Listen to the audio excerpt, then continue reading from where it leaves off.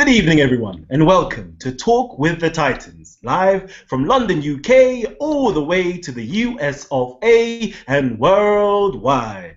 I am your host, Callum L. And tonight, we have a special show in store for you. Tonight, we have Brother Divine Prospect, all the way from Atlanta. Okay, and tonight he's going to actually be going in on biblical archaeology, the Bible, the manuscripts. Oh my gosh, Hebrew Israelites, stand up.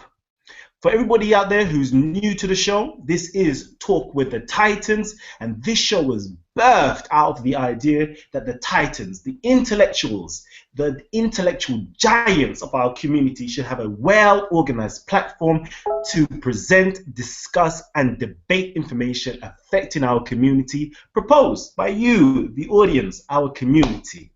So, without further ado, I'm actually going to start off the show. But I know a lot of you are new to the show. I've seen the numbers are rising and rising and rising and rising. So I'm just going to lay out the format for you. The format is like this. The show is split into 3 sections. The first section is dedicated to the Titans presenting information of their choice. The second part of the show is followed by the panelists and audience participating, asking questions to the audience and giving commentary. Thirdly, finally, we conclude the show with several miniature rounds of debates, okay? So that is the format for the show. So please stay tuned, don't go anywhere, because we have a heck of a show for you in the next hour. So without further ado, we're going to introduce our Titan himself, okay? Our Titan.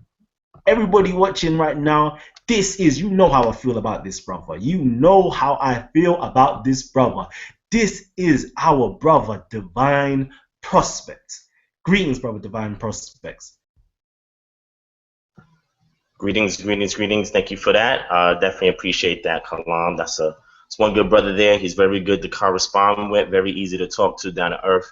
And I'm just humbled that he invited me onto the show. I want to give thanks to the Most High and His Mashiach Yahawashai. Want to give a thanks to all the panel members that logged in for today, the other Titans that is coming into the ring to give out this good verbal discourse so that we all can grow. I want to thank the audience also for tuning in to us on today, and also want to give a special shout out to my Hebrew War Machine brothers and sisters. If you're watching, definitely want to give this information out to you all too, and pretty much just wanted to just give a brief intro about myself. I'm the Atlanta correspondent for House of Consciousness, which everybody knows is headed by Netta in Harlem, New York. I'm also the founder and lead speaker and researcher for Kingdom Harbinger Ministries. Been conscious for about 5 years, 5 or 6 years or so. Been involved with the Hebrew Israelite movement for about 2 years. But then I've been pretty conscious since then.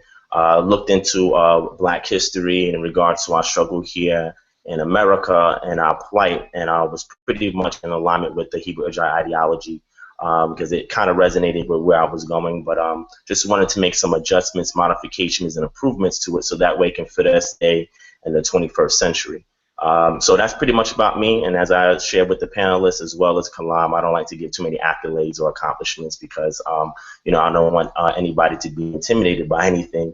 I want us all to be on equal playing ground so that way they can well receive the information and not already have preconceived biases that act as a wall to prevent us from actually hearing what somebody has to say because we've inundated them with too much information or too many accolades per se.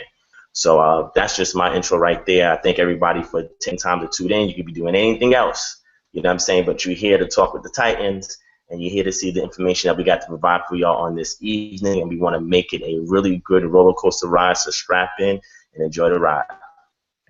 Woo! Hey, I need some sound play right now. Yay! Our Titan, Brother Divine Prospect. Brother Divine Prospect.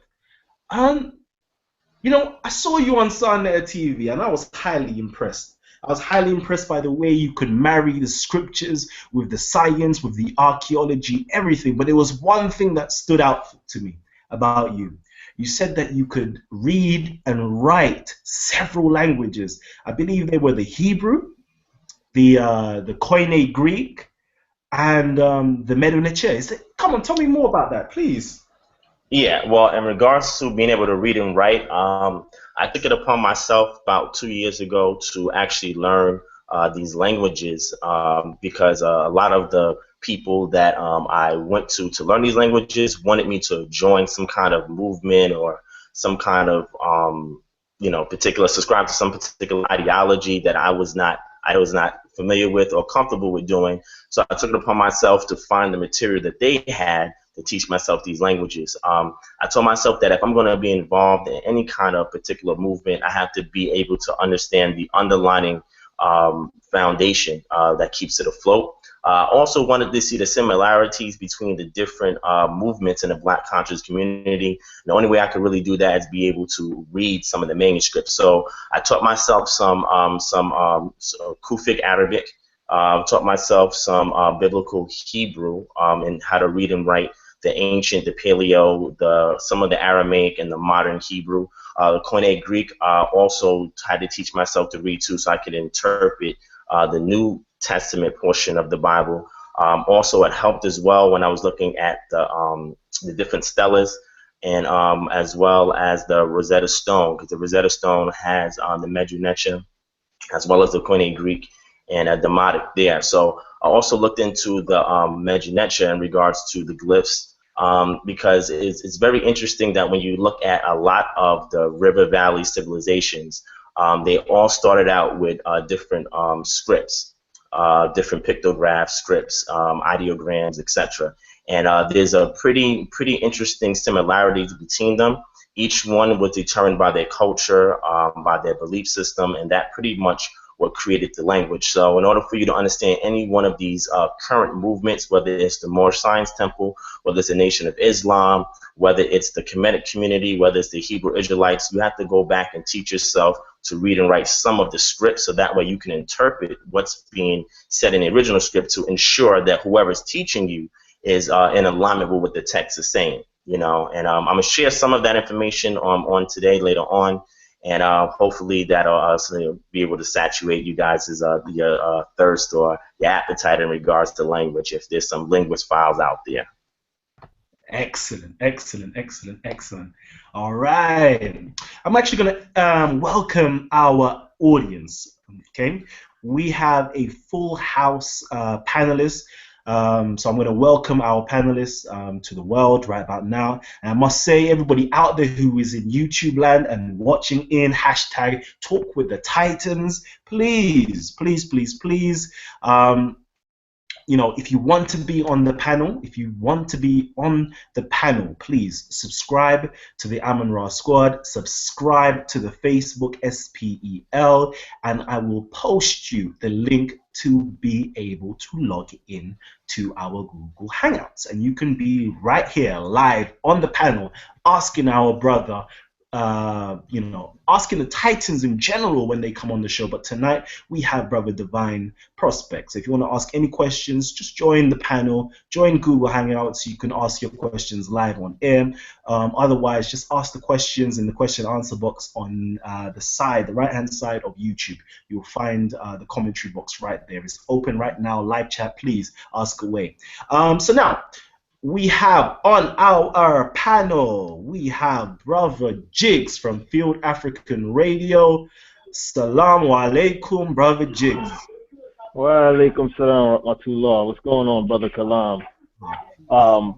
I'm just happy to be here. I'm glad to hear from the Brother Divine Prospect on the low. I've been following some of the stuff that he talks about, and it's very interesting.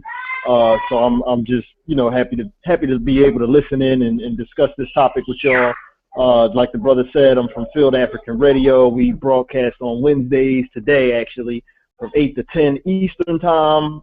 We talk non-house Negro discussions about the Black community and the things that's going on. And we invite anybody that's interested in the Black community and our struggle. We invite everybody to come out and listen. But I'm happy to be here and listen to what you guys are bringing today. Excellent. Thank you very much, Brother Jigs. It's always a pleasure to have Brother Jigs with us. Yes, sir. very vocal. He lets us know his mind even before we go live on air. We have some fiery discussions, you know. So Yes, yes, sir. thank you, brother Jigs. Now Yes, we sir. have from the UK, England, brother Isa, who is a representative of Quranic Islam. Brother Isa, please introduce yourself. Assalamu alaikum wa rahmatullahi ta'ala wa barakatuh. Walaikum salam, brother, and the rest of the family, and the rest of the family out there. Yeah, my perspective is that what we find of Islam out there generally is the Islam of many other people and so-called scholars of history. So for me, it's about the Islam of the Quran. What is it the Quran is saying? What is it the Quran is teaching? What is the Quran's criteria? So to me, that's what Islam is about. Okay, excellent, excellent. Thank you, thank you, thank you. I know we have Brother Garfield. Brother Garfield, I don't know if he is there right now, able to speak with us, but if he is, yes, I think he is live in the studio right now. So, Brother Garfield, please introduce yourself. Hey, peace, family. This is Brother Garfield here.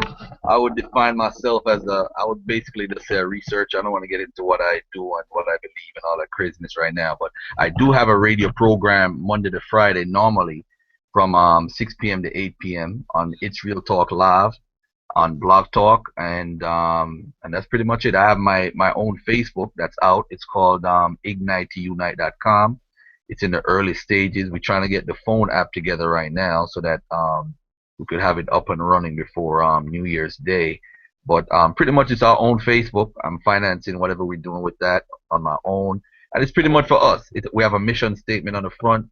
Basically, we're trying to unite folks on an economic level. We're trying to have our own. We're trying to develop a database, a national database for our businesses. Because when we're telling people to boycott, they still gonna run back and buy from the same white folks because they don't have an option to buy from. So we're trying to develop a national database, and what we found out is that the application that we have for black businesses have been infiltrated by white folks. They will say that they're a black business, but they're really white. So we're trying to figure out all of that and try to get a whole database that's black owned, black controlled, and get that information out to people. And we're also trying to clean 1 million people's credit in 10 years, and so that we could invest in farmlands and all that different stuff.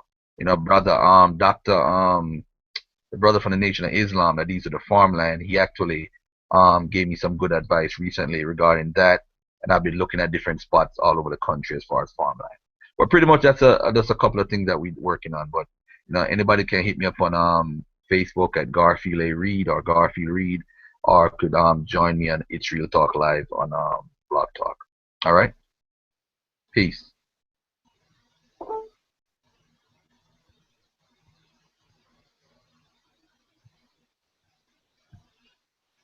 I can't hear you, Kalam. I can't hear you. I think you might mute it. Okay. Okay, that's our brother Garfield live, 8 to 10, 8 to 10 Eastern Standard Time. You know, I'm sorry, brother. I'm sorry. Peace on, brother Intellect. I didn't even say what's up to you. You're the man of the evening. Pardon my manners, but peace, and I'm here, ready to learn some stuff. Peace. Peace. Great, great, great stuff, great stuff.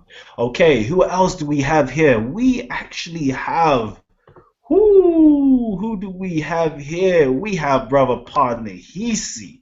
Parnahisi, are you there? Shalom, shalom. Shalom aleichem wa barakatah. You know what? I've been practicing my Hebrew. You know, you have to let me know. You have to let me know. Am I on point when I say this? Okay, listen, please don't laugh at me, okay? I'm going to say to you right now, Yahweh ba Hashem. Yahweh ba Hashem, man. I don't know. You let me know. Yahweh Hashem, Yahweh Shai, Hamashiach. Yahweh Shai. But no, Brother Peyton Hesse, I just became the independent researcher for the American Black Holocaust Museum. I started a Facebook group called the Lions of the Alhambra, and we're dealing with, you know, the Moorish history between the Hebrews and the Moors. We respect both the Quran and the Torah. We're going to be dealing with Sufism, Kabbalah, you know, the esoteric knowledge of the Quran and the Bible.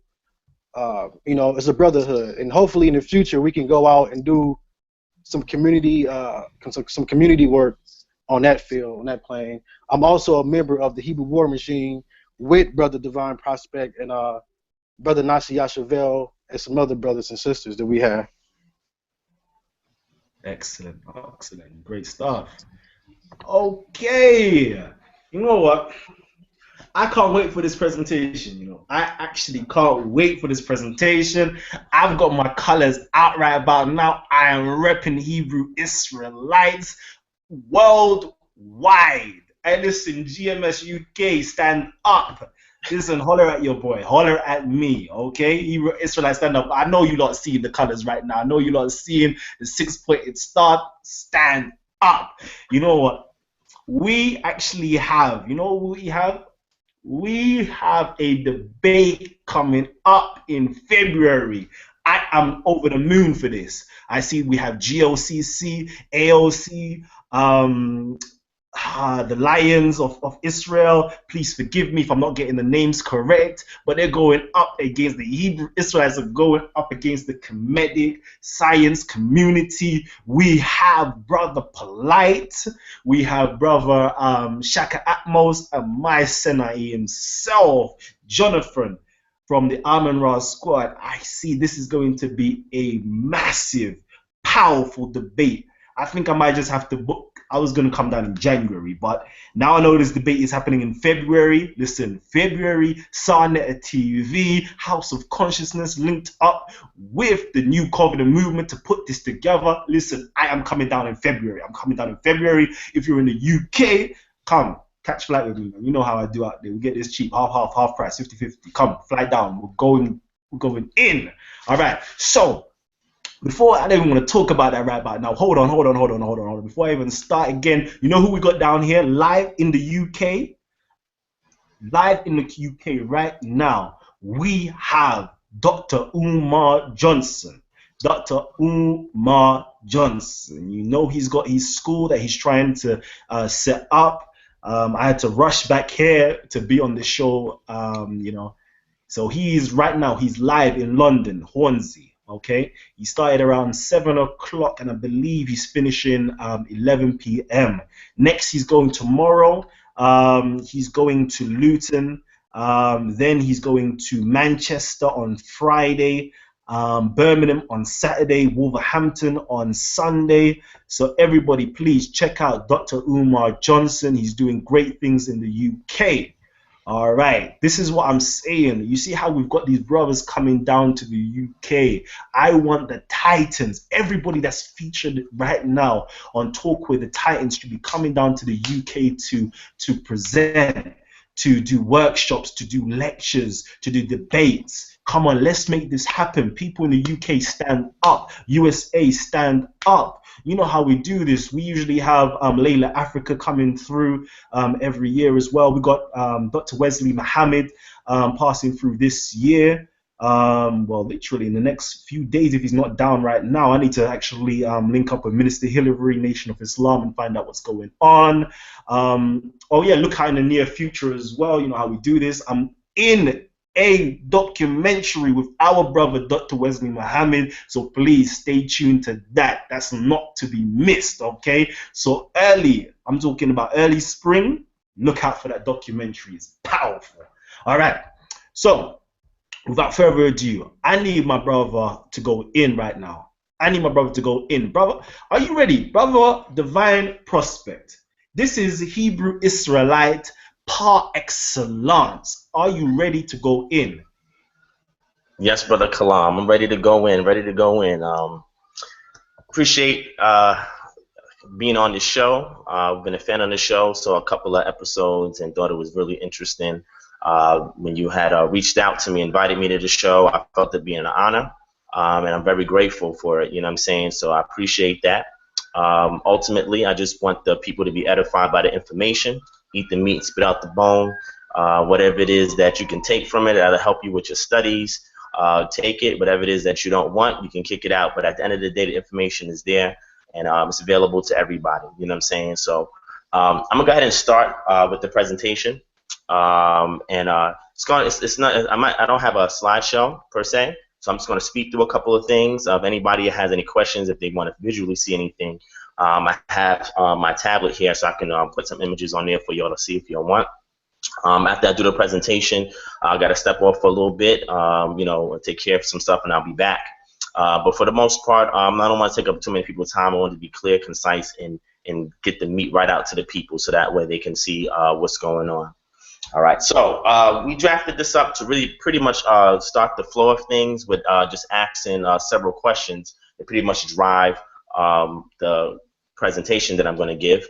Forgive me if I seem like I'm taking a bit to process information. I'm a little tired, got a little headache, but I'm going to push through it, and I'm going to get this information out to the family. So pretty much what I wanted to do in this presentation was pretty much give something concrete to the conscious community in regards to Hebrew Israelite ideology. A lot of Hebrew Israelites, you know, all the Hebrew Israelites is my brothers. I respect them. I work with them. I build with them. But the problem is in a lot of the scholarship. We have when we go to a university, you can go to a university and pretty much get scholarship with almost any topic under the sun. When you come to the Black conscious community, you're kind of limited to where you can get that information from. We have to have our own universities, and I'm not talking about just Black colleges. I'm talking about Black conscious colleges or universities where we can dissertate the information that we have and give it out to the masses, so that way they can be indoctrinated from a young age on their history and their identity as a people. So I looked into the Hebrew Israelite community, and I see that there's only a small handful of scholars that actually exist within the community. I said to myself, if I'm going to be start anything in regards to assisting the community, I have to first provide a degree of concrete scholarship. So any other concerns or questions for anybody in the conscious community about the Hebrew Israelite ideology should be answered with some concrete information. So I've listed down a couple of questions that are some typical questions that I get, not just from Hebrew Israelites, but also brothers and sisters that's in a conscious community. And the first question I'm going to deal with is, how did the Semitic culture influence the Hebrew language? All right, that's the first question. So the question is, how did the Semitic culture influence the Hebrew language? If we look at any ancient culture in antiquity, we can see that every culture has influenced the language of the people. Language is very important in regards to communication. When you're trying to preserve your life, your home, your family's life, and the life of your tribe, you have to speak and communicate. You have to be able to tell people where food is at. You have to tell people when danger is amiss. You have to be able to give words of consolement.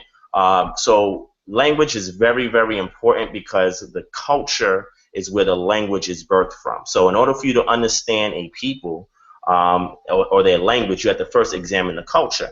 Now, the interesting thing about the Semitic languages, the ones in regards to the Levantine region, that does like the Phoenicians and the ancient Hebrews and the Moabites, Edomites, there's various other tribes of Semitic peoples and Hamitic peoples, depending on how you view it from the scriptural references, that existed along the Levantine region, spoke these languages, these Semitic languages, and it was based on their culture. I'm going to run through a couple of them. For example, anybody here that speaks Hebrew, or even if you know some Hebrew or know the Hebrew letters, the first letter in Hebrew is the Aleph. And the Aleph is the first letter in Hebrew. In modern Hebrew, the Aleph doesn't have a sound. You have to look at the Nakhud, or you have to look at the diacritic marks to indicate the vowel. It could be either an it could be an ah. But when we look at the ancient Hebrew, Paleo Hebrew, the Proto-Canaanite Hebrew, or the ancient Semitic Hebrew, the Aleph had the ah sound, right? It started things off with an ah. We get a lot of E's and I's and O's, and sometimes U's more so from the modern Hebrew and intertwined with some of the Yiddish that influence a lot of the Orthodox, quote-unquote, Judaism today. But if you look at the ancient scripts, you'll see that the Proto-Canaanite, or you'll see that the ancient Semitic pictograph for the Aleph was an ox head.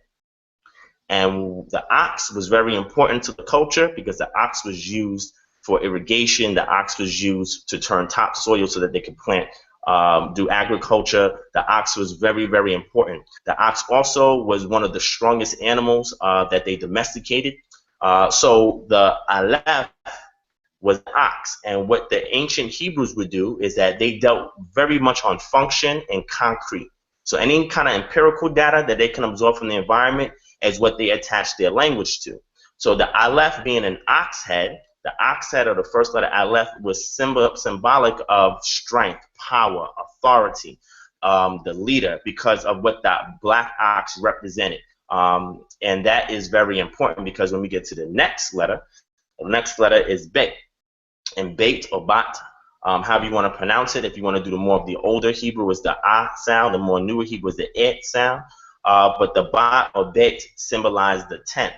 If you look at the ancient drawings, it's a picture of a tent. Why? Because these people were nomadic peoples for the most part.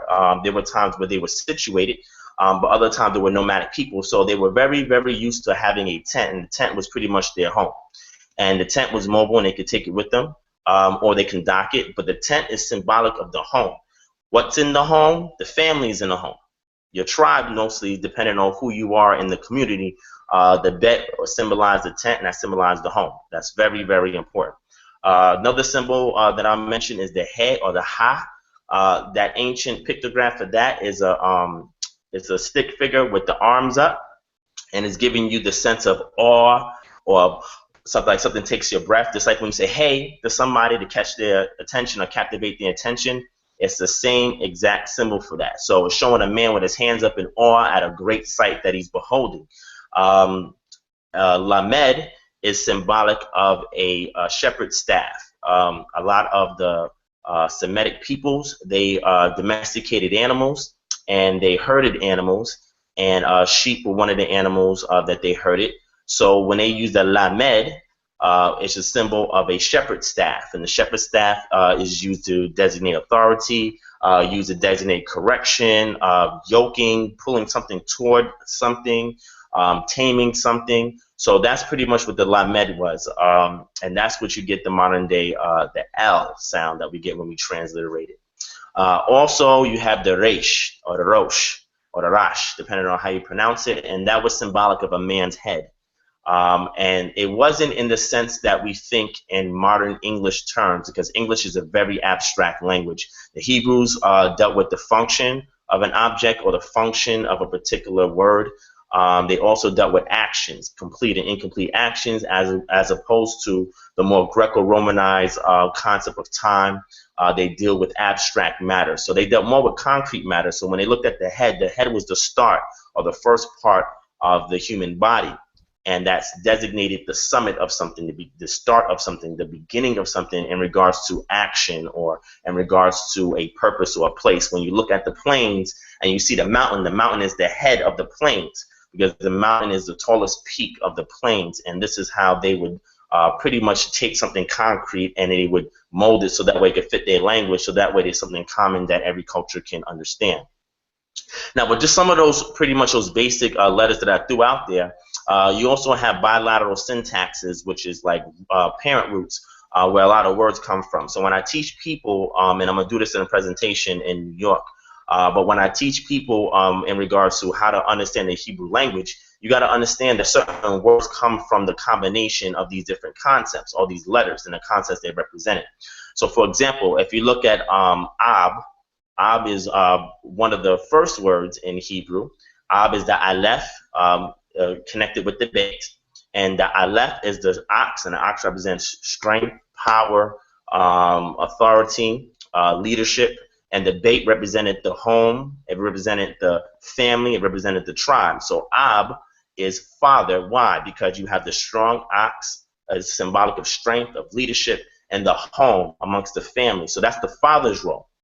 So that's why when you syntax words, it gives you parent words, and then out of those parent words comes the trilateral consonants, which make up the Hebrew language, and then from there you have certain prefixes, suffixes, and infixes, depending on how the grammatical structure of the sentences that would designate how you say the word and what it actually means. When you look at bene, when you hear the word ben in Hebrew, it means child of. Why?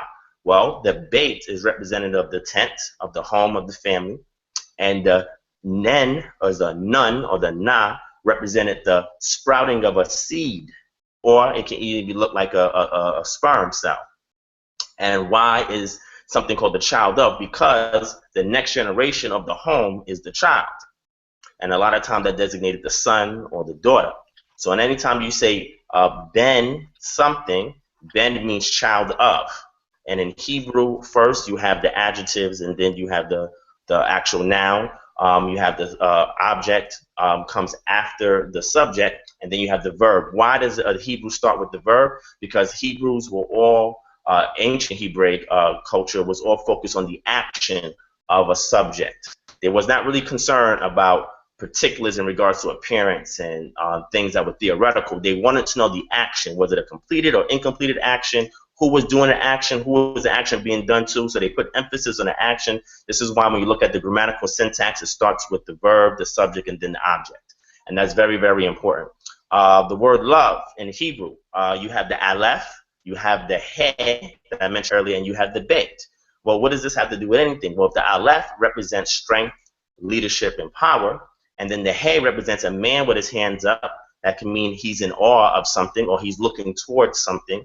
And then the bait is the house, or the bat is the house. So what does it have to do with love? Well, when you look at the ancient Hebrew script, you see that the strength comes when one looks over or looks after the home, and that is love.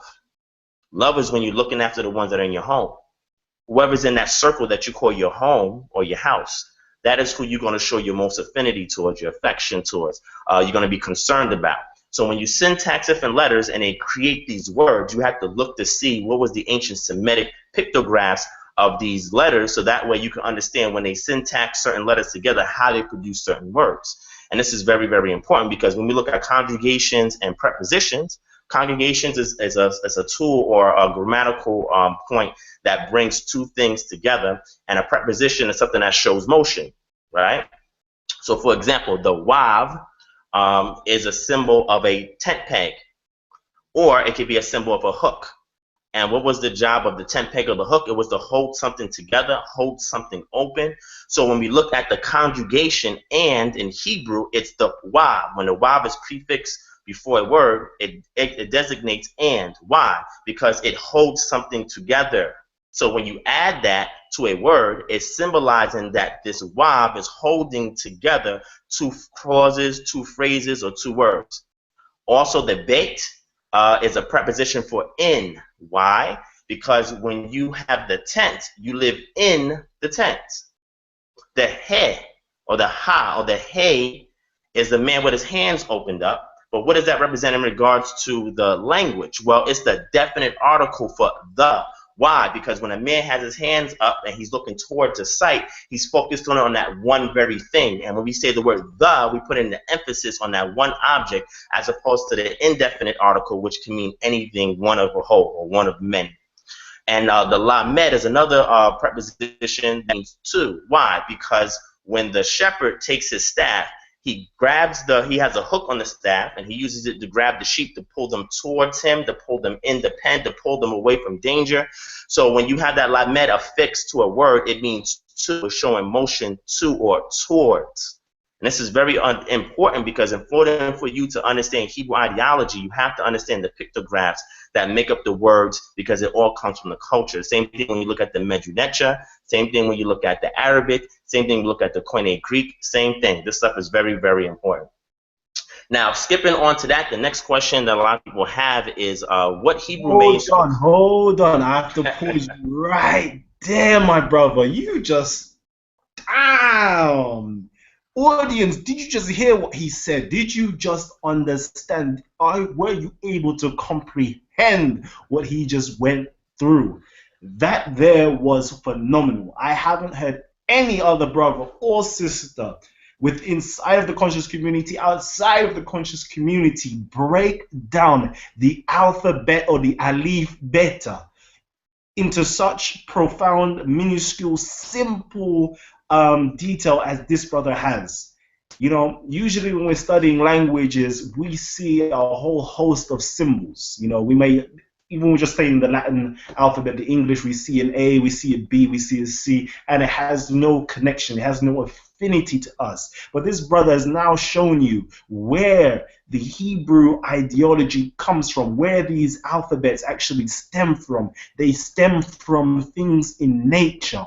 They stem from the alif, stemming from the ox, which represents strength and can represent 1,000, meaning strong. It represents the b, represents the beth or the ba, representing the house or the tent that someone dwells inside, and how it it moves in terms of prepositions and conjugations, verbs. Wow, this is just taking my studies personally onto a whole new level. I wish our brothers and sisters out there who are teaching the Arabiya, who are teaching the Madu Necher, who teaching the Hebrew can actually learn a thing or two from this brother to teach our, this can be taught to children, so basic, but it will stick to them. So I'm grateful for our brother for implanting and imparting that into us. Hold on. I need to show you how much I am grateful for that right there.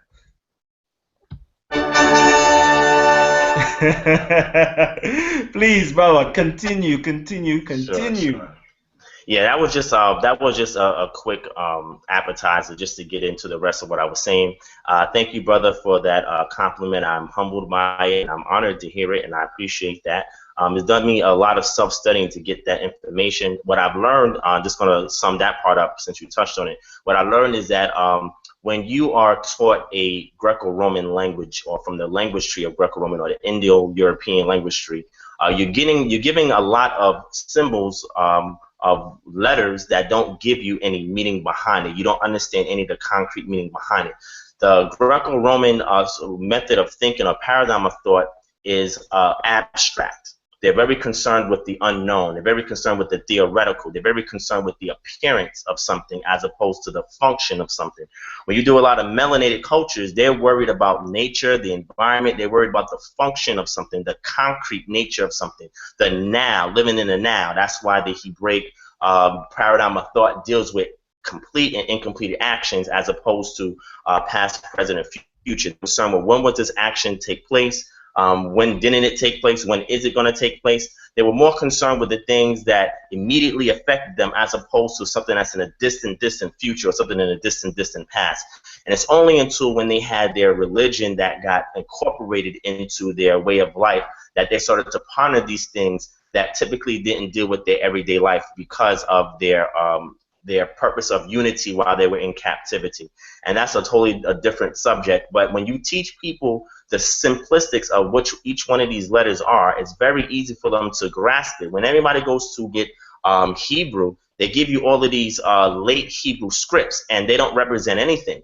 And I think the reason why they continue to teach that is because they want to hide the esoteric meaning behind it and just give you the exoteric character or square script. A lot of that was designed so that the priesthood can keep the wealth of knowledge to themselves and give an exoteric version of the knowledge to the people. And what I would like to do is just take the esoteric knowledge and just give it to everybody. Going on to the second part would be what Hebrew manuscripts do we have today? A lot of Hebrew Israelite brothers and sisters may be familiar with this, and may not. Anybody in the conscious community concerned with something concrete in regards to just saying the Bible, you have to look at the manuscripts that was produced by these people. So the first set of manuscripts we have is called the Masoretic text. That was created by Aaron Ben Asher, and he helped to pen the Aleppo Codex. Aleppo Codex, a codex is a book, a complete book with leaves in it, depending on whether it's papyrus, whether it's vellum, depending on what you wrote on. And Aleppo Codex dates to about the 9th to 10th century CE. The Leningrad Codex is another one of the Masoretic texts, and that dates to about 11th century CE. So when you have any translations, any English translations of the Old Testament, or the Tanakh, how we like to call it in Hebrew, a lot of those are either translated from the Masoretic text, or they may be translated from another version, depending if you get a critical edition or if you get a standard edition. When you look at Bibles, you have two types of Bibles, right? You have a dynamic equivalency, and then you have a formal equivalency. Well, what's the difference? Well, a lot of brothers in the Black Hebrew Israelite community like to gravitate towards what's called the formal equivalency, and the King James Version 1611 is one of them. The formal equivalency deals with a word-for-word translation. So when you look at the King James and you read the King James, the people behind the actual translation of King James wanted to get as close to word-for-word translation. That's good until you encounter what's called an idiom. When you encounter an idiom is a cultural expression that does not make sense when you word for word translate it from one language to another, because this one culture has something common to them that they understand. But if you translate it word for word to another culture, it wouldn't make any sense. So, for example, when I was writing a book and I wrote Sally kicked the bucket, then the people were sad, and I was to translate that word for word, let's say in Mandarin Chinese, or let's say I was to translate that in a script for the of the Indians, and they were to read it, they wouldn't understand why people were sad. Why is everybody sad that Sally kicked the bucket? It's no big deal. Why? Because it's an idiom expression for us that means that she died. They wouldn't understand that. So that's why when you read sometimes a word for word or formal equivalency translation, it's difficult when you come across idioms if you don't understand the culture and the underlying language. Dynamic is where you have like the New King James. That's more of a word for word, but like the NIV, the NLT, all of those type of translations are what's called a dynamic. And what they try to do is that they try to translate it thought for thought. So the translators will look at the paragraph and say, okay, you know what? This is good, but how can I translate that in a more modern understanding so that people can read it better? So that's a thought for thought translation, and that's just to get you the two. So when you look at the different Bibles, you have to see, okay, the people who translate it, what scripts or what codexes did they use? We also have the Dead Sea Scrolls, which was a find that was recent in the 1940s. The Dead Sea Scrolls is written in 4 different languages or 4 different scripts. You have the middle Hebrew script, or the late Hebrew script before we have the modern. We have the Aramaic, we have some Paleo Hebrew, and we have some Greek, all from the Dead Sea Scrolls collection. The Dead Sea Scrolls, the earliest carbon dating from the documents that we have dates back to 408 BCE, and the latest is about 200 CE. So there's a huge discrepancy of time in regards to those documents that are there when we discovered it. And there's a very interesting story behind the Dead Sea Scrolls. So if you really want to know some of the more later critical translations, such as the New King James, the Revised Standard Version, they all refer back to the Dead Sea Scrolls as far as their translation. Last and foremost, you have the Septuagint. And the Septuagint is the Greek translation of the Hebrew Tanakh, or the Old Testament. The Septuagint is written in Greek. It was a decree that was given out by Alexander the Great before he died, that he wanted to Hellenize the known world that he conquered. He wanted everybody to understand Greek philosophy, language, culture, etc. And the best way to indoctrinate the people is get their manuscripts of their belief systems and translate it so that way it could be common for everybody to read.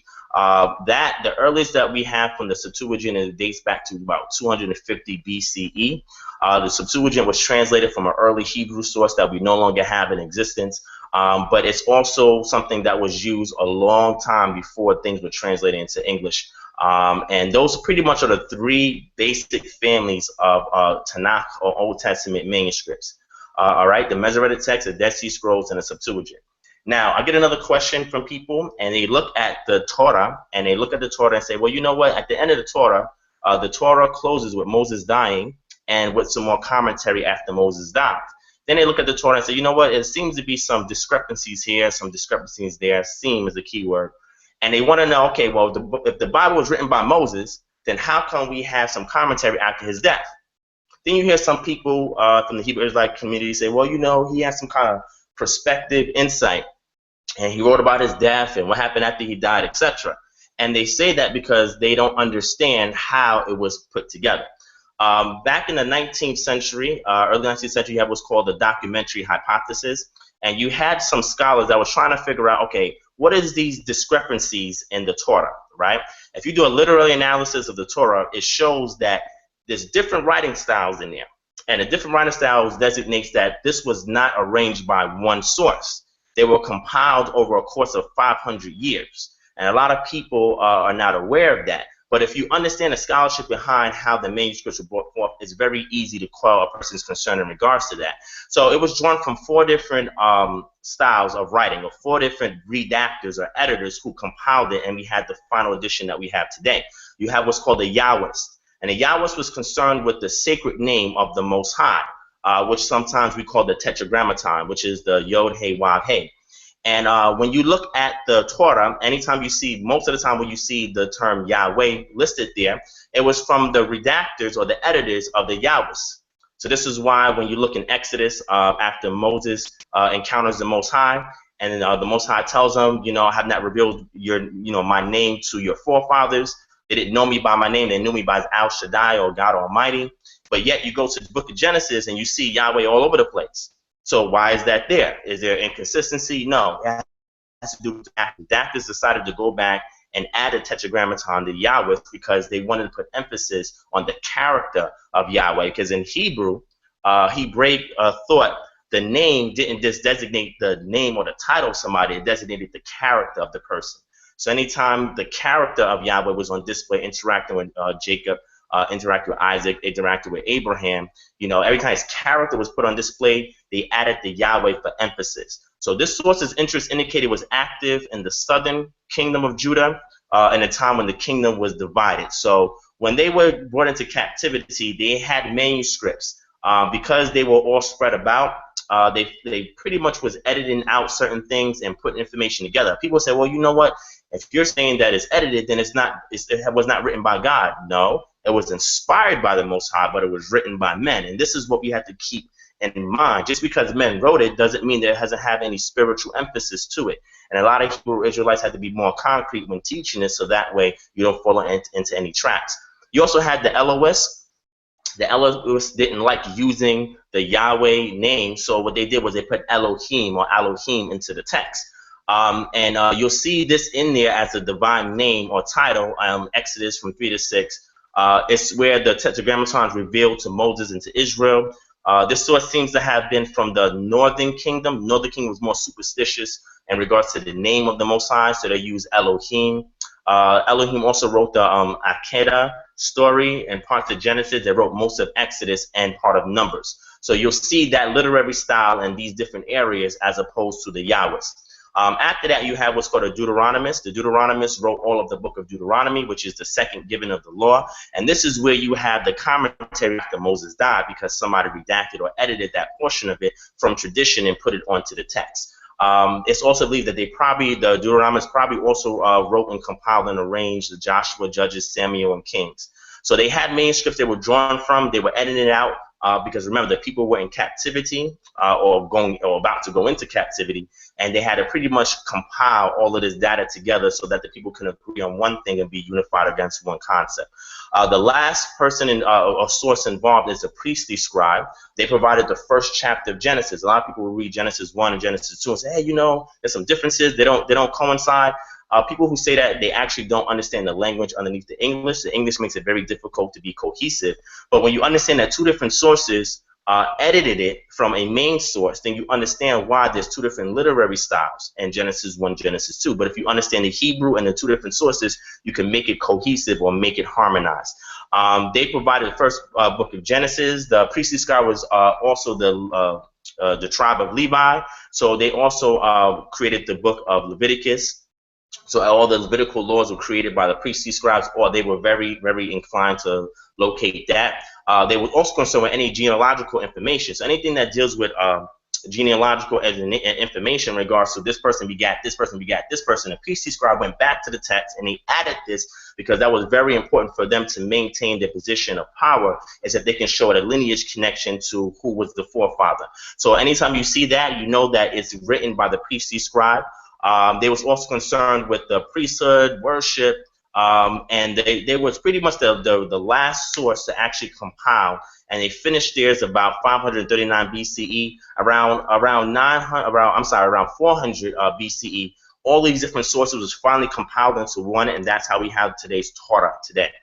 And that's very important that we understand that, because if you understand this as a Hebrew Israelite or as anybody that's reading the Bible and you see things that seem like inconsistencies, understand the history behind how it's compiled, as well as learn the language, and that way you can see it's one cohesive whole.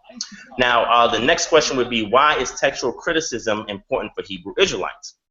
So any kind of scholar understands that when you have a manuscript, you have to be able to take that manuscript and compare it with something else to be able to compare, contrast, or juxtapose the information that's being conveyed to you. So I encourage a lot of Hebrew Israelites to get involved in this type of science, because it's a great way of conveying any inconsistencies that people may see in the actual English Bible. So why is this important? Well, if you look in the Bible, if you look in Genesis chapter 22, verse 2, and this is the story about Isaac, right? And the Most High says to Abraham, take your only son, Isaac, right? So when you look at that, you're like, wait, hold a second. How can that be his only son when he also had Ishmael, right? Or Ishmael, right?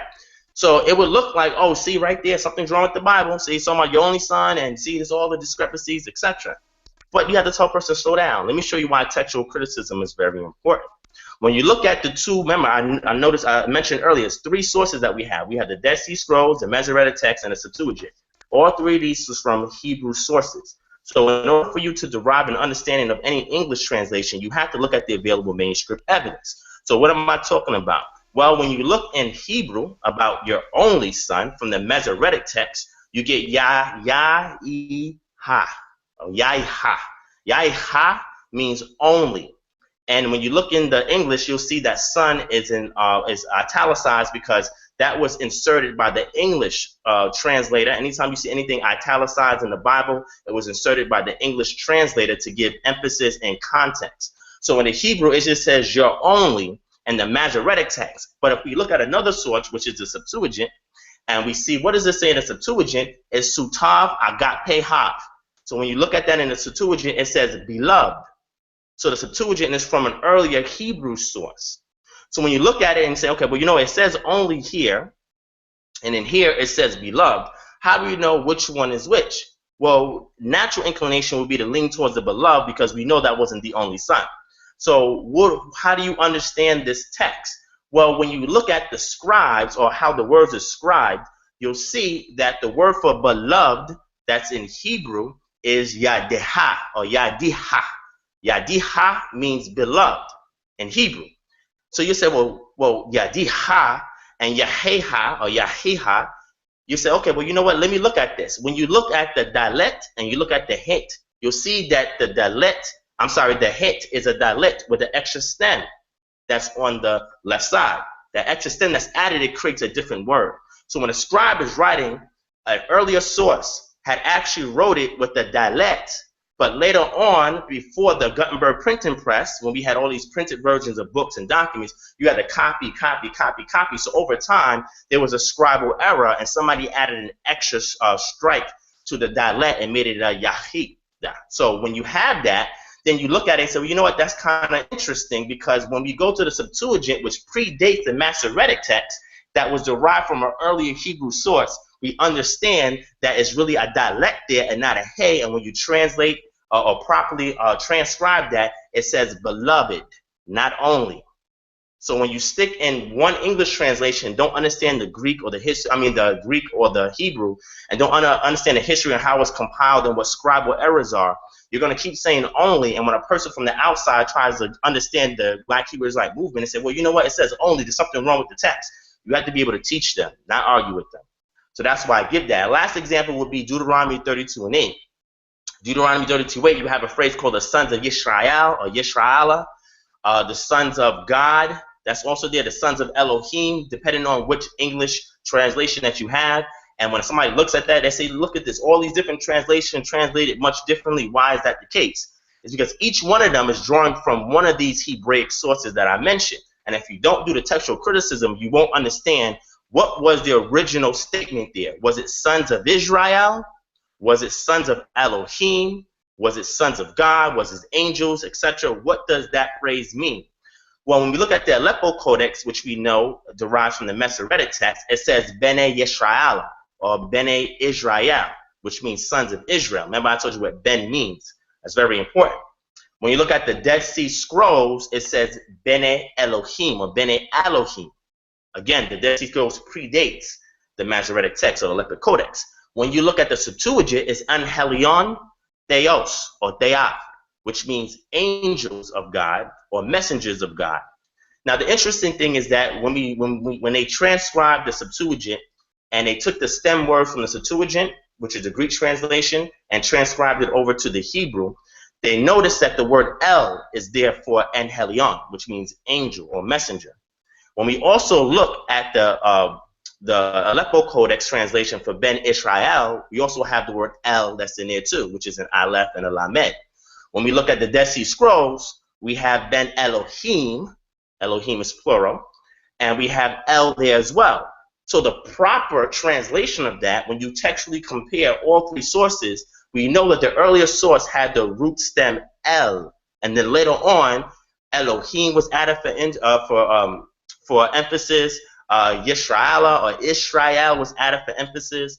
So the original text actually said sons of God, singular, son of a powerful one, a mighty one. That's very, very important, because if you don't look at textual criticism, then you're reading things for surface level. You have to compare the manuscripts to be able to better translate this and to convey to other people who may see all these different Bible translations and want to understand, well, how do you get all these different translations? What was the close to the original source? And then you can explain these things to them. Now, I'm coming in down the stretch. I also want to give you. Oh, Hold on, my brother. Hold on, hold on. I don't think you understand how much information you just given to the people. This is the reason why this show is entitled The Real Hebrew Israelites. I should have just said The Real Hebrew Israelite, full stop. You know, par excellence. This brother doesn't just read from one source.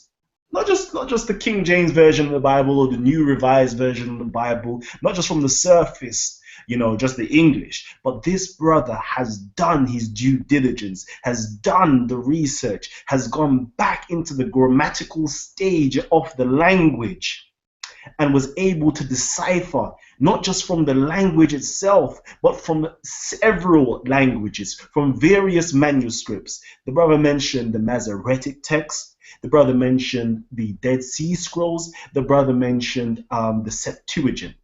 I don't think, you know, our brothers and sisters out there in the conscious community or the Afrocentric community are even aware of these three different texts, let alone are able to go inside, compare, and deduce what the script actually says. This brother has just cleared up a whole heap of discrepancy that is placed against the Bible. You know what, brother? You know what? I think our brother Polite, our brother Shaka Atmos, and my beloved brother, my brother Jonathan, whoo, these three, they will have a problem stepping in the ring with our brother Divine Prospect. I want to know, is AOCC, AOC, GOCC, Lions of Israel, Hebrew War Machine up to par, up to speed with the information that you have right now? If so, I have to say, good night, good night, good night, brothers and sisters in the Kemetic science community, because this brother will tear you a new one. I can't believe what he's just said. Anyway, if you're watching it right now, live on YouTube, please hashtag Talk with the Titans to see upcoming shows. Hashtag Talk with the Titans on Facebook to see all of our posts. Hashtag Talk with the Titans, all one word, on Google, and we are the first thing that appears. Hashtag Talk with the Titans in YouTube. We are the first thing that appears. And please, if you're enjoying this so far, I see the numbers are rising every single time I look back on the screen. I can see the viewership just rising on the YouTube. So please, if you are liking what you're seeing right now, give us a big thumbs up and let us know we're doing a good job, or leave us some commentary. If you have any questions to ask our brother Divine Prospect, please add it to the chat box right now. If you're on Facebook, let us know what you think.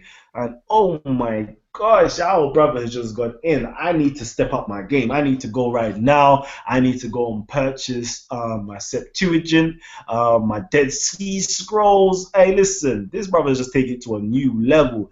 If you're not up on par with your Koine Greek, please sit down. This isn't for you. Please don't come up against these brothers if you are not on your Koine Greek game, and if you're not on your Hebraic game. If you don't understand Hebrew, please, you get eaten alive with this brother. This is the Titan. This is the Hebrew Israelite par excellence. Please, Kemetic scientists, are you ready for this brother? Are you actually ready for this brother? If you don't even know your Medunich, can you even step in the ring with this brother? Oh, mate, my heart is hurting me right now. I just heard too This much. shit is whack, man. Oh, man. Anyways, back to our brother, Divine Prospect, and I will remind our guests to please mute their mics.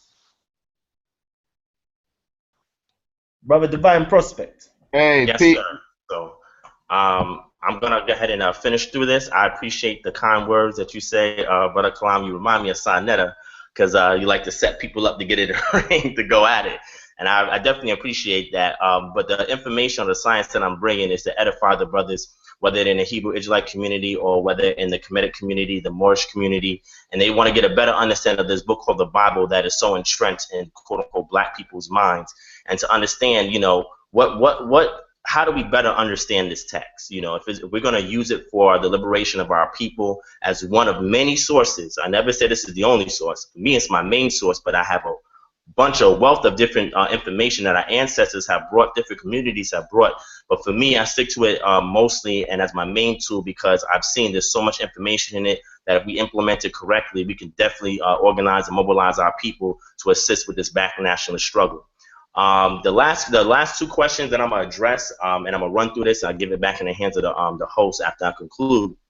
Is are there any archaeological finds that validate some of the manuscript claims of the Bible? And I know this is a question that a lot of people in the Black conscious community ask. They say, "Oh, the Bible, it's not a historical book because there's nothing extra biblical that validates that." Now, you deal with a lot of people who are Hebrew Israelites, and what they do is that they give you a lot of circular reasoning. So if a person asks you, well, how do you know that that's true in the Bible? They'll give you another text from the Bible. They say, well, see, the Bible says that it's right. And it's like, what? That's called begging the question, or that's called circular reasoning. I'm very good with what's called red herring fallacies. When I've done a lot of debates, I understand the rules of engagement, and I understand the laws in regards to logical fallacies. And one of them is circular reasoning. That means if a person asks you a question about a particular source and you use the source to give credence to the source itself, then that automatically disqualifies you because that's not using logical reasoning. So what I want to do is I give all of the archaeological artifacts and evidence that is there to validate a lot of the claims of the Bible.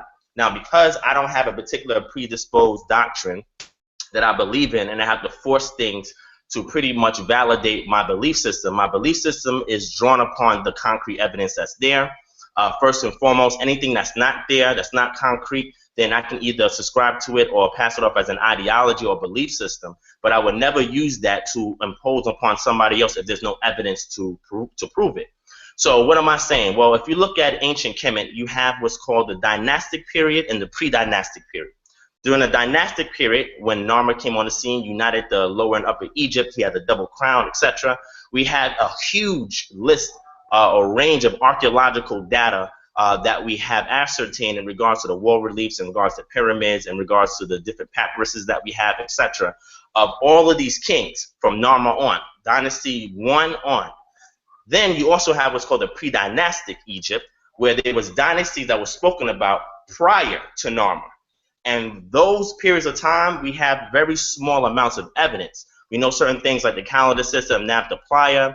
We know certain things in regards to the Nubians and the Anu peoples, who were the Twas, who originated or came from the same lineage of bloodline as the ancient Cometians, etc. So during the dynastic period, we have the huge reign of archaeological data. Prior to that, pre-dynastic, little to no archaeological data. And when the pre-dynastic period is mostly myths, legends, etc., mingled with some facts. Now, when we look at the manuscripts of the Bible, we have to view it in the same light. And a lot of Hebrew Israelites may not like me saying this, but I'm just being honest, because the more honest you can be with the text, the easier it is for you to be very fair and objective when conveying it to other people. Now, in regards to the archaeological data for the Bible itself, you have what's called I call it pre-dynastic Israel and post-dynastic Israel. Well, what am I saying? The dynasty of Israel started with Saul. Saul was the first king of the nation of Israel. From Saul on, we have a long list of archaeological data, artifacts, inscriptions, etc., that validate a lot of the claims that the Bible is making. Before Saul, very, very small amount of archaeological data, extra biblically speaking. All we have is a testimony of the text itself, which can be good. because archaeology as a science is fairly new. It's only been around for about 100 years or so, and every 10, 15 years there's always something brand new coming up. So before Saul, there's not a lot of archaeological evidence for the claims of the Bible. So you either have to take the word of the Bible, or you have to look at or compare other religions that were around at the time, other nations that was around at the time, other artifacts. If you're talking about anthropology in regards to the people or development of the people, science is very important, but there's a lack of tangible or concrete science before the king of Saul. So when you look at that, you have to look at comparative information to see, okay, where were these sources pulling a lot of this information from? You know, they were charting the migrations of the people, the establishment of the people, from their forefather Abraham all the way to they became a nation, and then from there into their captivity. So they were drawn on different sources, and a lot of times you would use a literary technique where you would embellish information by creating a legend or creating a myth to answer for some of the natural phenomenon, a practice, or belief system. So a lot of pre-dynastic Israel that existed mostly exists in the form of legends, in the form of myths, and intertwined with some factual information if you look at comparative religions, their geography, comparative nations, etc.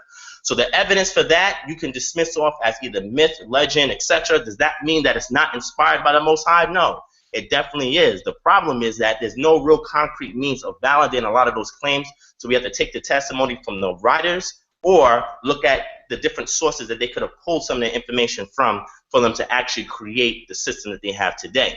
Now, post-dynastic, after the first establishment of the king of Israel, we have a host of archaeological artifacts, inscriptions, etc. that validate the claims that the Bible made. So that means that that portion of the Bible is historical by scholarly means. Well, what am I saying, for example? Well, there was excavations in a place called Khirbet Qeiyafa. If you look at the Astrakhan for that place, it's a reference to the coronation of King Saul, and that dates back to approximately the 10th century. And if you look at 1 Samuel chapter 10 to 11, they pretty much talk about the coronation, and this Astrakhan actually talks about an oath that the king of Israel took in order for him to actually be a king. So we have a reference to King Saul. And what I'm doing is I'm going to give you about 5 different archaeological, because I don't want to take up too much time. There's a host of it, and I'm doing a lecture in January, and I'm going to go through the almost as much as I can. The second one is called the Tel Dan inscription. You can definitely Google that, look that up yourself. That's a reference to King David's tabernacle, and that dates back to the 9th century BCE. And if you look at 6 Samuel chapter 6, verse 17, it makes a reference to that. We also have the Shalom tunnel inscription. That's a reference to the tunnel that was created by Hezekiah approximately 8th century BCE. We can look up the reference for that in 2 Kings chapter 20, verse 20. We also have the house of Yahweh Astrakhan, and that's detailing that's an extra biblical reference to the Temple of Solomon, and that dates back to about the 7th to 6th century BCE. Look at 1 Kings chapter 6, verse 14 for the biblical reference to that. And we also have the what's called the Sargon II cuneiform inscription detailing the captivity of northern Israel by Syria, and that's dated approximately 721, 722 BCE, and we have a biblical reference for that in 2 Kings chapter 17, verse 5. So these are just 5 references to archaeological data that we have that's tangible, concrete, that you can go see in a library somewhere that validates the claims that this literary work that some people call the Bible actually makes reference to. And this way it gives you more of a tangible, more of a concrete understanding or resonance when it comes to talking about the text itself, because it's not just a fairy tale when you have evidence to support it. So the last stretch that I'm talking about, and I think the question is also on it, is have English translation whitewashed the Bible? And I think that this is the big issue with the people in the conscious community in regards to the Bible itself, is they say, oh, your slave master gave to it, it's a white man's religion, etc. These are the claims that they make. And I will agree, in my personal opinion, yes, English is a whitewashed version of the Bible. And I will agree that a lot of the concepts of English or Greco-Roman mindset, Indo-European mindset, has been superimposed onto the Hebraic text. Well, what is it that I'm talking about? Well, we have several examples of where the language and the philosophy is imposed or superimposed onto the text. For example, if you look at Genesis 1:1, a lot of people are familiar with Genesis 1:1, which in English says, in the beginning, God created the heavens and the earth.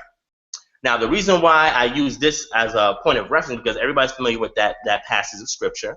But if you read it in English, it sounds like something that's very incorporeal, or it sounds like something that's very hypothetical or theoretical, because you can't really wrap your mind around this thing. Now remember, the Hebraic method of thinking was dealing mostly with the things that they knew, that they were told, the things that they seen in the environment. So when you talk about whitewash, you're going to have a lot of these English or European concepts that superimpose into the text. Now, if we read Genesis 1:1 in the Hebrew, we have where it talks about bara. Bara is where we get the word create. Now, you have the word create in regards to bara in the English translation. Now, the reason why this is very important is because we have to look at the text itself. Now, when we look at the text itself, it talks about the beginning, ha-barashit, in the beginning, but literally it's saying ra or resh, which means head, and sheath, which means teeth, it means sharp, to press, to grab something, etc. Well, why is that important? Well, in English, they attribute the word beginning to that word reshit, and you think it means beginning. And in regards to your concept of time in English, no, that's not what it means in Hebrew. In Hebrew, it means summit, or it means the start of something concrete. Well, what am I saying? If you look at a mountain, we know that a lot of mountaintops is the source of rivers, right? So when the Hebrews looked and they wanted to pretty much give somebody a visual of their language, they would say Reshit. Reshit means the head or the start of a summit. Well, what's the summit? The summit is the highest peak of something. When you look at the mountain, you know the highest peak of the mountain is where the river stems from, and that means that it's the start of the river or something concrete. Has nothing to do with time, has to do with the action of something flowing. So when you have better sheet, which ha better sheet or better sheet means in the beginning, we are talking about something concrete, a mountain, the summit, the start, or the beginning of something that has action, that flows, right? So when we look at that and we jump to bara, bara we think means create. Create is something very abstract, right? But the Hebrews look at create to mean fill or fattened. It had to do with something literal. Well, how do you know that? If you go to 1 Samuel chapter 2, verse 29, the same word bara is there, but it's used as being fattened or filled. But what am I saying? Well, what happens in the English mind tries to determine what it's translated from the Hebrew text. So that way it can try to convey this abstract way of thinking to the English readers. But the Hebrews use one word to represent everything in their text. If you properly understand what's called textual criticism of the different areas of the text, you'll understand that the same word can mean the same word if you translate it properly all over the text. So what am I saying? Well, we go back to what I was talking about, the ideograms or the pictograms of the bara. Ba means what? Your house, your home. The ra stands for resh or rosh, which means the mind, the head, or literally the head of a man or the start of the man. This is why you have reshit too. So what happens when a man goes into his tent? He fills his tent with things. Just like today, if you go to furnish your home, you go into your home, you put up your pictures, your furniture, etc. You're filling or fattening the environment. So if we read that literally in the Hebrew, it means in the summit or at the peak of an action, the creation was really something being filled or fattened that already existed. See, they wasn't dealing with this concept of what was before God. They dealt with the action that God initiated, or the Most High initiated, to create us and everything that we see here today. So literally it's saying that at the summit of this action, God filled or fattened the heavens and the earth. That's why when you read the rest of the text, it talks about him separating the sky from the land and the sea. Then what does he do to the sky, land, and the sea? He fills the sky with the birds, right? He fills the sky with the stars and the sun. Or if you look at it literally, if you look at the indirect action there, it could be symbolic in regards to he removed the cloud cover and the sun came through and the stars were revealed. So the heavens were filled.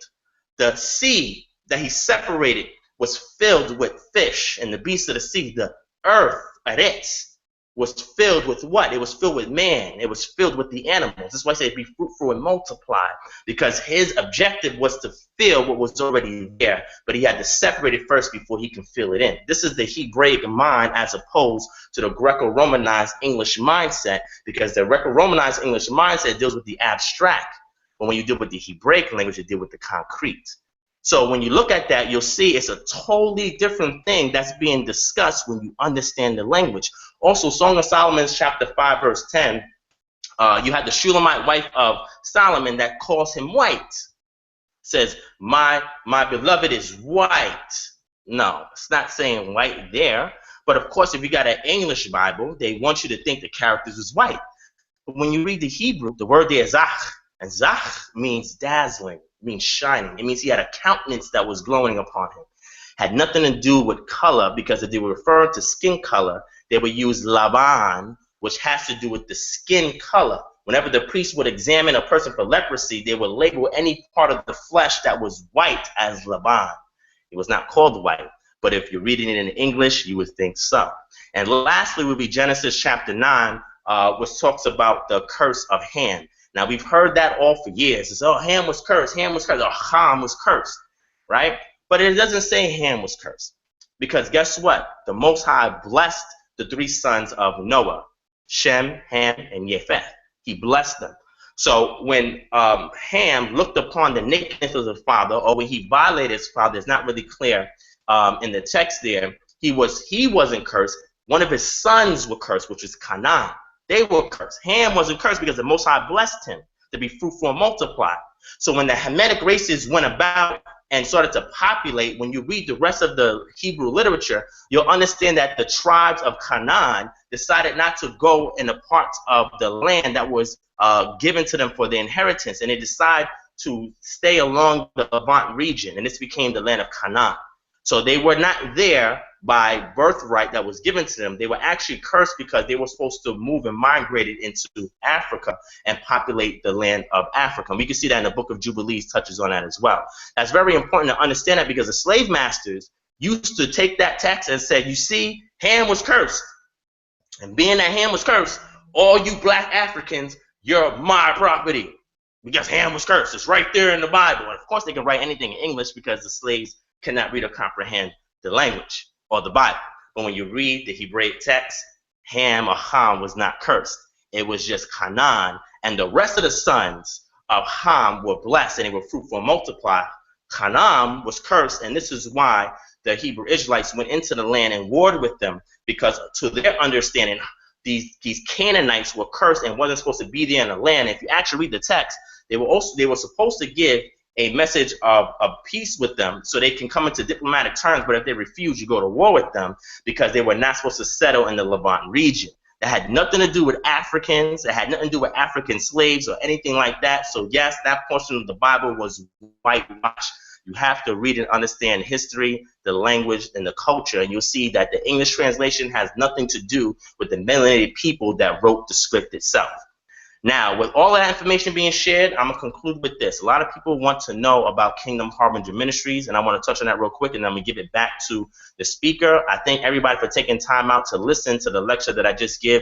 Again, this is an abridged or shorthand version of a wealth of information that I have that I will continue to relay as the months start to appear. So that way the conscious community is aware of this Hebrew Israelite ideology, and they can see there's a lot of concrete information behind a lot of the belief systems that these people have. And I believe that if we as Hebrew Israelites would give more concrete information to our brothers and sisters and be diplomatic with them in the conscious community, they will receive and accept the Bible and say, yes, it's one of many tools that we can use to help build, better, organize, and mobilize our people. So Kingdom Harbinger Ministries, we use honest scholarship when teaching our core ideologies. So you get a taste of that based on what I was sharing there. We also talk about history in regards to the transatlantic slave trade, in regards to the quote-unquote Willie Lynch letter that was being taught on how the oppressor has used a psychological means of warfare to keep our people oppressed, and how they're still oppressing us today with that same science. the different tribes that was along the Hebrew Israelite tribes that were in Africa that were taken into the diaspora here to America and the transatlantic slave trade, the different kingdoms that was in Africa, the kingdoms of Israel, as well as other kingdoms that was around at that time that melanated people created, and how their history was stolen from them, whitewashed, and dominated by the European over time. What we do here is we use the Bible as one as many sources to create a common nationality and a common culture amongst the Black Hebrew Israelites in America, and not just with the Black Hebrew Israelites, anybody that want to be a part of this system that we're creating. And we use it to complement existing blueprints laid out by other ancestors that came before us. There's several African American ancestors that came before us that laid out so many plans, that we saw things and how they revolted. We saw things how they helped to emancipate the slaves. We got financial blueprints from different sources of people in our community. So the Bible is one of many sources, but it's the main source. But it complements all the other sources that our ancestors have brought together to create a solution for Blacks here in America.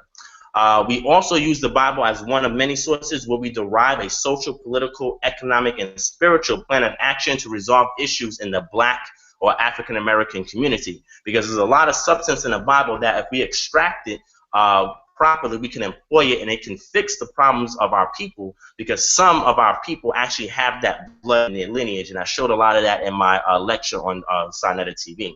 We also provide services to the Black community, such as credit, loan, debt cancellation services, naturopathic health services, business startup programs, so that way we can support Black businesses. If somebody wants to start Black business, you need a logo, you need the paperwork done, you need an idea to write out your mission statement. We assist, we're helping you with that too. And we also do things in the community such as food and clothing drives. We assist different Black conscious leaders and movements, and assist them with helping the things that they're doing in the community to make the people aware. And if you're a Hebrew Israelite, to get back to your lineage and your history, or if you're somebody in a Black conscious community, to get an identity of who you are as a person, to be able to label and see who your oppressor is, and at the same time have a plan or course of action to move forward. And we also strive to create unity amongst the Black national movements in America and integrating the Hebrew Israelite ideology back into the struggle. Hebrew Israelite ideology was one of the things under the RBG flag that they helped to move the Black nationalist movement in the 60s, 70s, late 80s is when a lot of the ideology started to be more against the Hamites or the Africans. But prior to that, they was very Pan-African. And pretty much the science that we teach is Hebraic Pan-Africanism. That's another thing that I touch on in my lectures as well. But what we try to do is that we try to get the Black conscious community to understand that the Hebrew Israelites were here in the beginning of our struggle to help move us forward as a people here in America. And the last thing I want to say is that our people, and I said this before and I'll say it again, our people have to understand that when it comes time to resolving Black issues, for example, when we see the situation that happened in Ferguson with Mike Brown, we see with the situation that happened with the different brothers and sisters, Eric Garner, that are being abused and that's being killed and murdered by these police systems. You cannot bring your ideology into unifying with the Black community. You have to look at your common denominator, and that's your current political, social, and economic status, is that we're at the bottom of the food chain. We have to come together with what we extract from our ideologies and bring it at the table and say, okay, what can we use and what can we use, and modify that and give that as a means to liberating, uplifting, and empowering our people to deal with this oppressive system that is plaguing us here today. So come together in regards to your denominators, leave the numerators behind, and if we do that, then we can unify and we can better understand each other. We can stop banging on each other. We could be more diplomatic, because trust and believe, the Europeans that run this planet are very diplomatic when it comes to dealing with the African Americans that's all over the world, or even Blacks that's in UK, Blacks that are in Africa, Blacks that's in Israel, because there's a whole community of Blacks that are there. And what we have to do is understand that we all have our common cultural things that we're struggling with that we need to overcome, so that way we could be revered as a nation of people here on this planet, and they can stop gunning us down in the streets. They can stop giving us all of this governmental assistance because we're supporting each other and building our own Black businesses. They can stop giving us our funds. We don't need to accept their funds when we have our own community. We can boycott their school systems because they make most of the debt based on loans that we as a people go to colleges to do and don't wind up getting a job after we get out. We have to create an ecosystem for our own people by bringing our ideologies together, create a common ideology, and use that to move us forward as a people, our nation here in America. And all I'm trying to do is be the front man for the Hebrew Israelites when interfacing with the different Black conscious communities, so that way we can all come together and make this thing happen. So with that being said, I'm with this presentation. I know I probably went over time. I apologize for that, moderator or host. I'm gonna put it back in the hands of the great Titan Kalam, and he can pretty much see us out. Woo! Oh my gosh. Brother Divine Prospect. Hey, are you listening in? Everybody out there on YouTube land, please let me know your thoughts. Please comment down below. Let me know what you're thinking. If you're watching it new, please just hit the subscribe button. If you want to see more titans, great titans, the intellectual giants of our community live on screen or even live in the UK, please hit that subscribe button and we can make this happen. Our brother Divine Prospect has gone through so much information. You know what? Before I even talk about brother Divine Prospect, I need to let you lot know on our next following shows coming up, we've got some guests coming in. I'm not even going to name the names right now to you, but I will just give a little snippet of somebody who's coming in on the 19th of December. We have the master, the grand master linguist himself, the founder of the Madu and the La, Mr. Master Greatness, Grandmaster Asar Imhotep. He will be in the building live and direct, going through the African languages to understand or to contextualize the things going on in biblical terms. You know what? I'm not even going to talk about Asar Imhotep because you already know about this brother. He is, you know what? Need to buy his book, Aluja, please. Everybody, Amazon.co.uk, Amazon.com. Please just type in Aaluja, Aluja. Just have a look at his work. Oh my gosh, you know. So our brother Divine Prospect has gone through a myriad of information. You know, I'm about to just go right now. I'm on Amazon right now, to be honest with you, and I need to go and purchase some books. I know we have brother Jonathan in the studio right now. We have brother Israel Doctrine in the studio right now, and I know our brother Jonathan is going into the lion's den against the Hebrew Israelites. I want to know, furthermore, brother Divine Prospect, will you be in New York when this debate is taking place? Will you be there? Will you be there? That's the question. Yes, we try to be a little tight-lipped about it, but yes, I'm going to be one of the research and supporters for the Hebrew War Machine there in New York for the debate. So I'm going to be providing research, support, and information to the Hebrew side in regards to the debate itself. So I'm not going to be on the forefront of the debate because they know mostly I'm about unity with the brothers, but when it comes time to really give information, I'm going to support my Hebrew Israelite brothers, and I'm going to provide them the research that they need to go and juxtapose information against the Kemetic community and see, let the audience be the judge at the end of the day.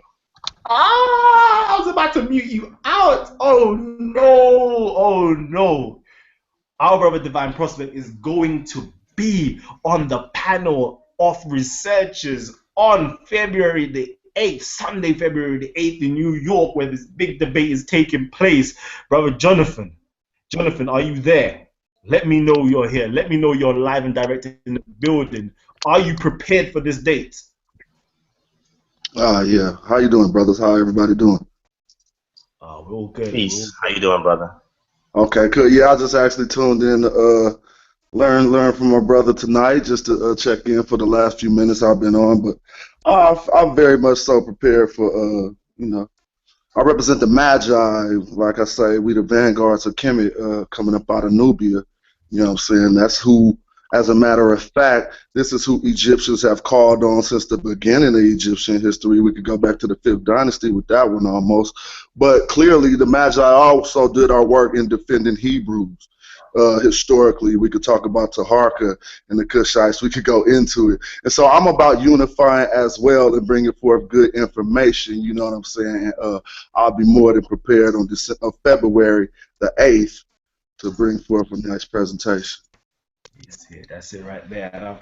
said it before. This brother Divine Prospect, he brings to life that Tawhido principle, that Tawhid principle, that Ahad principle that we find in Hebrew, that oneness, that unification process that needs to take place amongst the Hebrew Israelites, amongst the Christians, amongst the Afrocentrics, amongst the atheist movements, and amongst the Kemetic science movement, as well as the Islamic movement.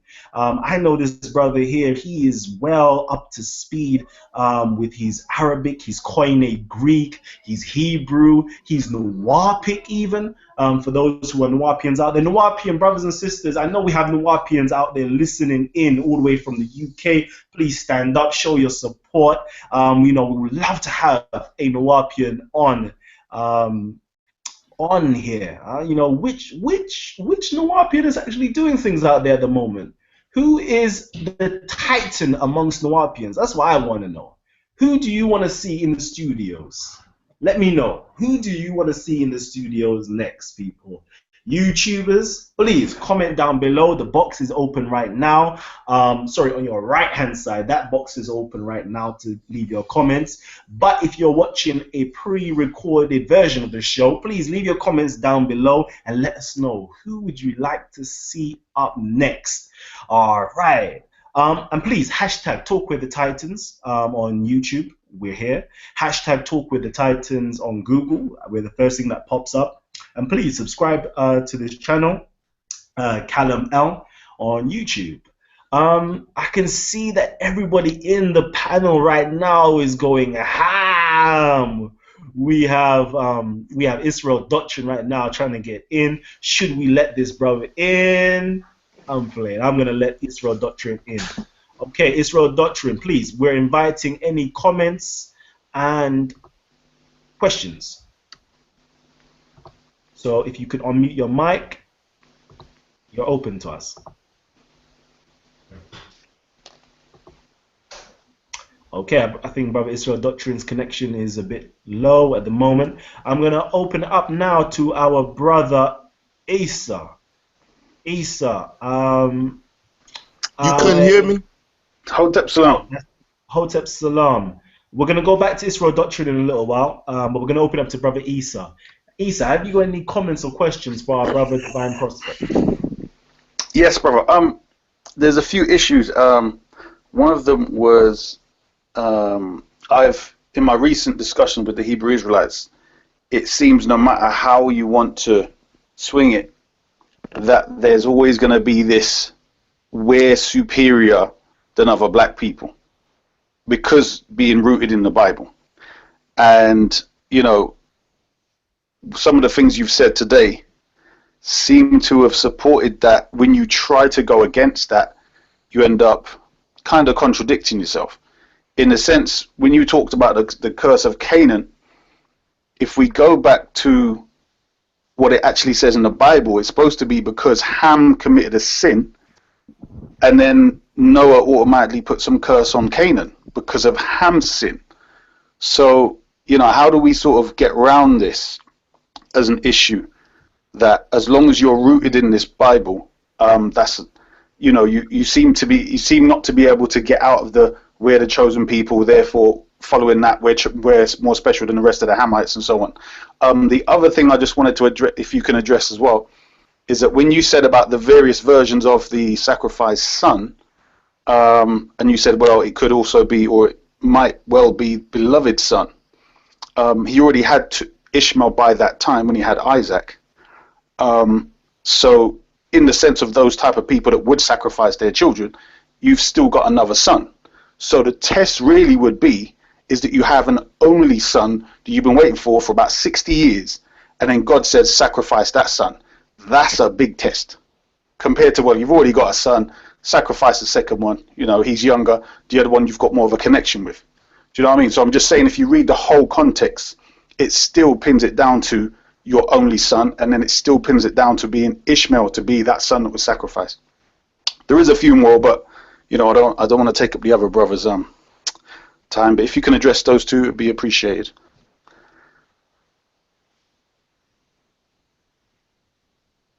Hello? Hey, our brother.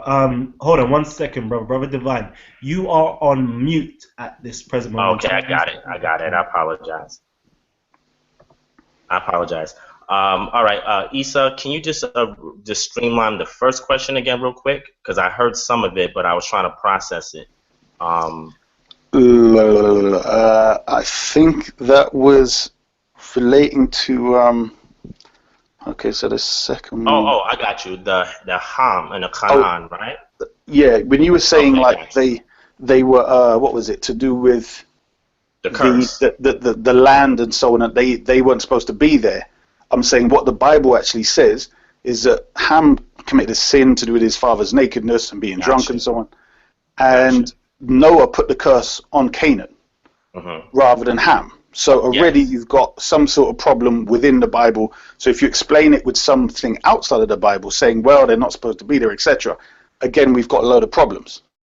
Okay, so I'll address that. Well, what I was saying was in the Bible, read the book of Jubilees, which is an apocrypha part of the Bible. Depending on which Bible that you look at, some of them leave the apocrypha out, some of them include it.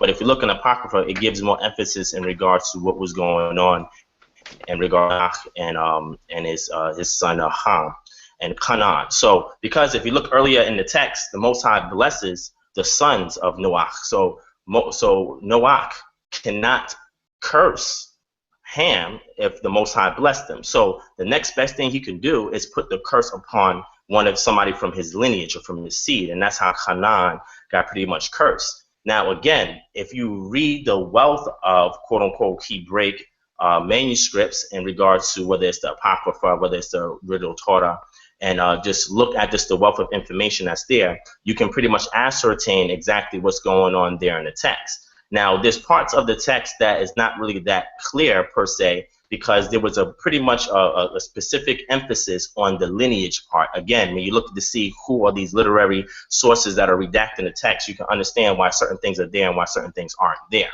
So in regards to him being cursed, he cannot curse Ham if the Most High blessed Ham. So he had to curse one of his sons. So one of his sons was a partaker of his father's iniquity, and this is also spoken about in other parts of the Torah itself, where the Most High says he's going to visit the iniquity of the second, third, even the fourth generation. So this is why Canaan received the curse. And again, we don't have any history within the text that talks about Canaan. We don't have that in the Torah. It's not there. So it's either we can make something up, it's either we can look at different evidences from the text, or we can read the wealth of the Tanakh and the Apocrypha and really get an understanding of, okay, what is actually going on here? Because if you don't look at it like that, it's going to seem very strange, because again, when you're using this book in order to control a people, you're going to show that you're superior and everybody else is inferior. And this is a complex that a lot of people have, either when they're Black Hebrew Israelite, whether they're of any other community, when they have a particular part of knowledge and they say, listen, if you don't have this, then you're nobody. You know, the point I'm making is that if you get the corpus of the text itself and you read the corpus of the text, not just bits and pieces, but also look at the language undergirding it or underlining it, you pretty much see the emphasis on the story of what's going on there. Because again, from the same chapter, the Most High blesses Noah and his three sons. So Noah does not have the power, the authority to curse Ham for what he did, so it fell upon his son Canaan. That's what we get from the text right there. The second thing you mentioned is in regards to the only son, when you deal with Abraham and Isaac, and the Most High wanted Abraham to sacrifice his only son.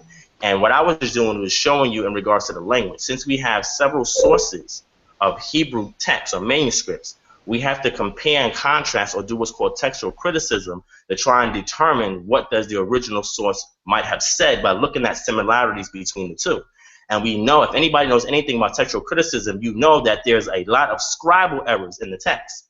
And when you translate it in English, it makes it look incohesive.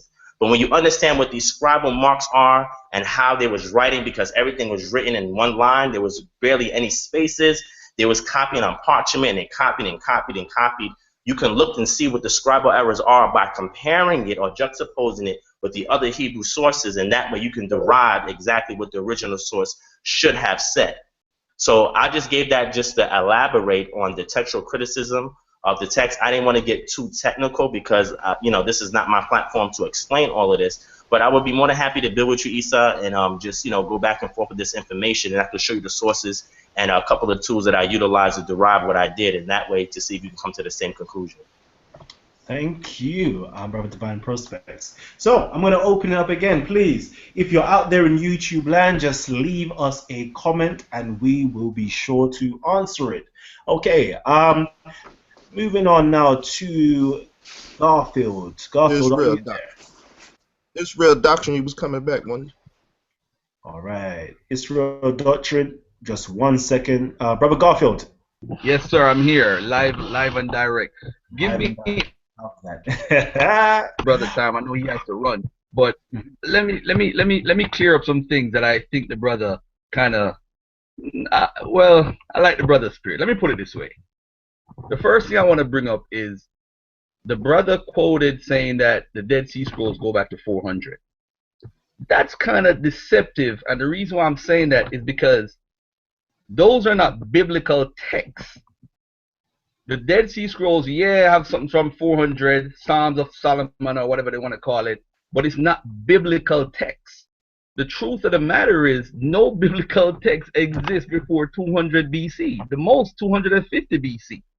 So when the brother talked about the Dead Sea Scroll, we have to be very honest with it, because I'm here saying to myself, we have Yale Semitic scholar William Hallow, who published the context of scripture, canonical composition from the biblical world, covering the writings of the ancient Near East world from 3000 to 500 BC. And he has not found, and this was a compilation of like 30 different scholars. And Davies also did a research for Semitic, what do you call it? He did a ancient Hebrew inscriptions, corpus and concordance, between 1000 to 200 BC. And the text included consisted of all known inscriptions in Hebrew, Phoenician, Ammonite, Moabite, Edomite, Aramaic. Of the 900 known inscriptions collected in this period, there is not one single Semitic inscription that supports an early reading of an Old Testament. Now, the brother went into the whole, whether the Yahwehs, the Elohis, and all this stuff, wrote this stuff. Sorry, my brother, I have to mute you there. The only problem is we are short of time. So I can only afford one comment for now. On the third part of the section of the show, we're going to open it up to miniature round style debates, and then we can go further into that. So there's the first commentary the brother has put out there to say that, you know, the Dead Sea Scrolls does not support a biblical reading. So, Brother Divine Prospect, what is your say on that? Well, I hear what the brother is saying, and I see a lot of the objective information that he's getting that from. When I said the Dead Sea Scrolls, I was talking about the whole corpus of the manuscripts. There's several sources that carbon dated it, and you get different dates, because carbon dating is not an exact science, because, again, when you look at the carbon in regards to what's on in the air, sometimes they try to relate to argon dating as well, because you're trying to get exact to pinpoint a date. And when they were pinpointing things there, you had the parchment, you had the sleeves that covered the roll, you had the different using Maddox there, the coins that were located in there. So you have different things that you're carbon dated. And if he's saying that none of the Dead Sea Scrolls is a biblical manuscript, I'm not sure what he was reading. If you look at, for example, 4Q22 is written in Paleo Hebrew, and that is about the book of Exodus. So that as well as the Isaiah scroll.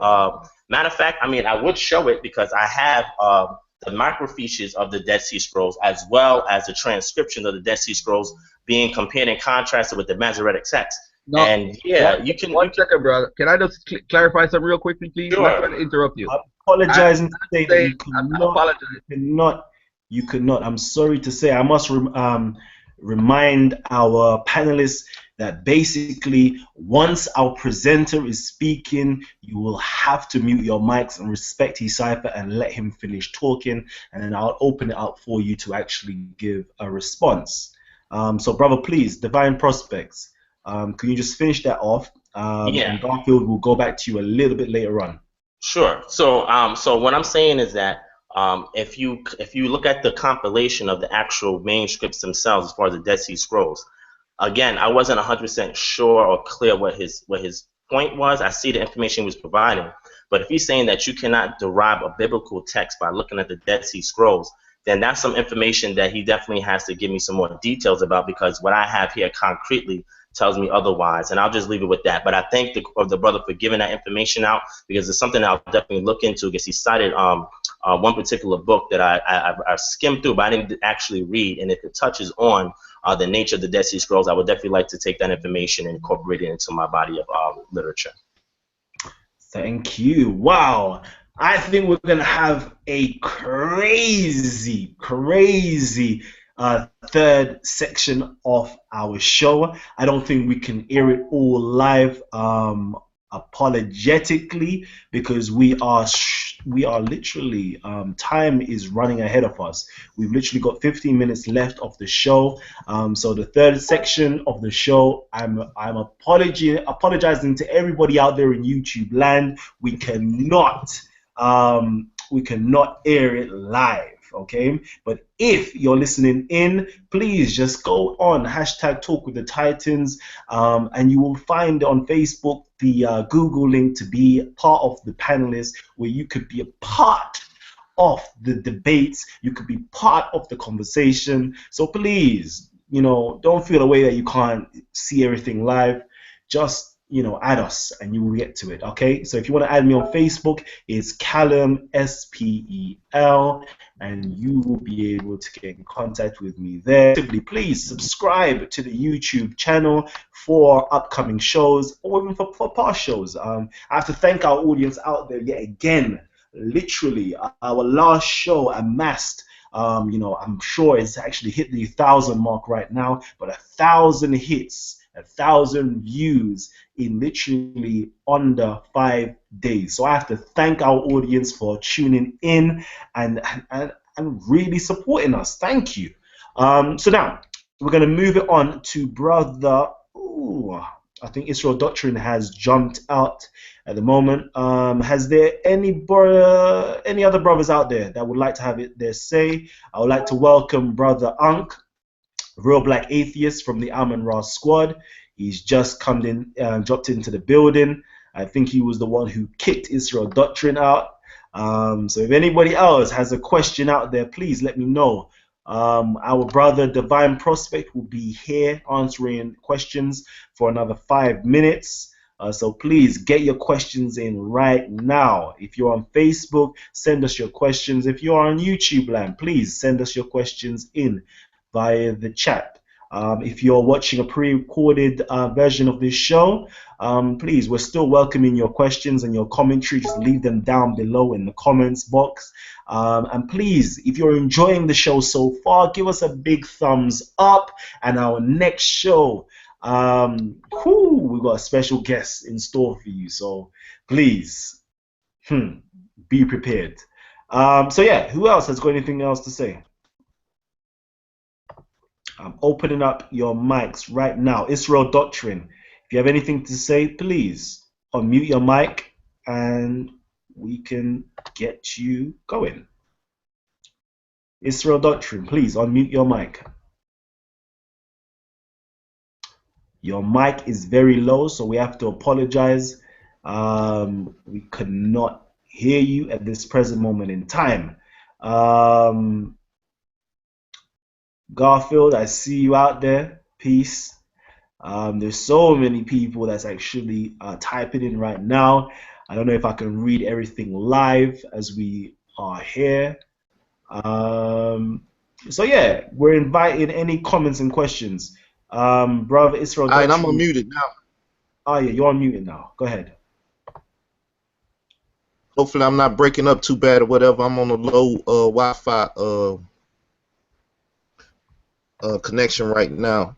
But for us, something that was stated earlier, and I think what Divine was pushing more than anything when he was talking, what most people fail to realize from a biblical perspective is that the Israelites are the ones that have been given the keys to the mystery system, in the sense of the word. I use that lingo for y'all that don't comprehend or understand anything else.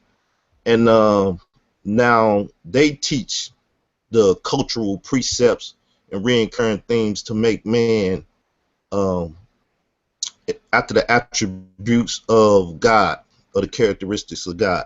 And so when you deal with that, you're dealing with black liberation theology, which goes against white supremacy theology. So when you find the different mystery systems of blacks out there that's teaching that the origins of Islam or Christianity or Judaism or Nubian or Moorish science or whatever, when they trying to tie it back into Africa and show that it was birthed there, it came from black people, then you're dealing with that theology and you're dealing with that liberation from white mythologies and stuff. So I think a lot of people, some on this panel as well as some that may be listening, has it twisted when an Israelite just say, well, I think I have the best mystery system, or the Bible is the best tool because it ties into all the rest. And with that, I think the brother did a pretty good job from what I seen and heard, and hopefully people can understand and comprehend that small thing that, you know, the Bible is the best tool for our liberation, as Sadella said, Khalil Muhammad, and other black leaders, which I know most people will probably try to shit on them and say, you know, they old school, we new school, and we know more, we understand more, and we done stood on their shoulders, so now we can see over the hill a little bit more. But in all actuality, these people had the key black liberation theology from a biblical or any aspect that's black power. Thank you, Brother Israel Doctrine. I did a grandstand. I mean, hey, my mic was muted, man. Stop hating. All right. Hate stand right. All right, thank you, Brother Israel Doctrine. You know what, yeah, if we had more brothers like this, Brother Divine Prospect, if we had more brothers like this, I think, you know, the conscious community will be completely different. You know, there will be unity going on amongst the conscious community. There won't be this constant back and forth and bickering. Man, this is our brother Divine Prospect. I need to have him back on ASAP. I actually would like to see, you know, a little back and forth or discourse between him and Brother Jonathan. That would be a mighty, mighty build right there. Maybe we can have this up on an upcoming show. We'll see what we can do. We'll see what we can do. To be honest with you, I think our brother has actually popped out for the moment. Usually we open up this section of the show, you know, where the audience can go a little back and forth with our guests. But I'm going to open it up right now because I know our brother Isa wants to ask a few questions to the Hebrew Israelites out there. And I know our brother Israel Doctrine is more than capable, and our brother Panahisi is more than capable of answering the questions that he has. So, Brother Isa, I'm going to open it up to you right now. Please unmute your mic and fire away the few questions that you have. We're about to close the show very shortly, so please be as you know, quick as possible. Okay, very quick, brothers. Based on the lecture the brothers given and all of what we've seen of this book, it does seem that no matter how you want to squeeze it, as long as you use that book as your liberation tool, it will always cause confusion, division, and problems, because it's all about a chosen people and how to help them become superior to everyone who's not about that chosen people. There you go.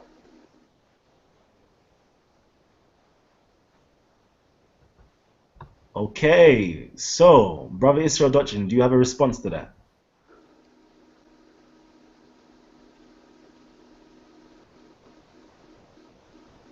Brother Israel Doctrine, your mic is No, muted. I had to unmute. If you can unmute me, to help. I don't know what's going on my end. But now, for the most part, if you teaching righteous principles and you teaching all humanity to become God, once everybody reach that those attributes and live that way, then how do you have a problem? How do you have a problem if I'm not sleeping with your wife, you're not sleeping with my wife? I'm not molesting your kids or raping your kids or trying to starve them out or moving your markers of your land mass and things of this nature. Is this not righteous? So when you have everyone on the standardized principle system of righteousness and attributes pushing that forth, then how could that be wrong? If I tell you don't sleep with a man, you're going to say, well, the Bible say that, so therefore you're pushing this book on me and I should be able to lay with a man. Then, I mean, I would say you sound crazy as hell, and the Bible is correct that that's abomination and wicked. You can't be fruitful and multiply like that. You can't do nothing but get pleasure. Can I just respond?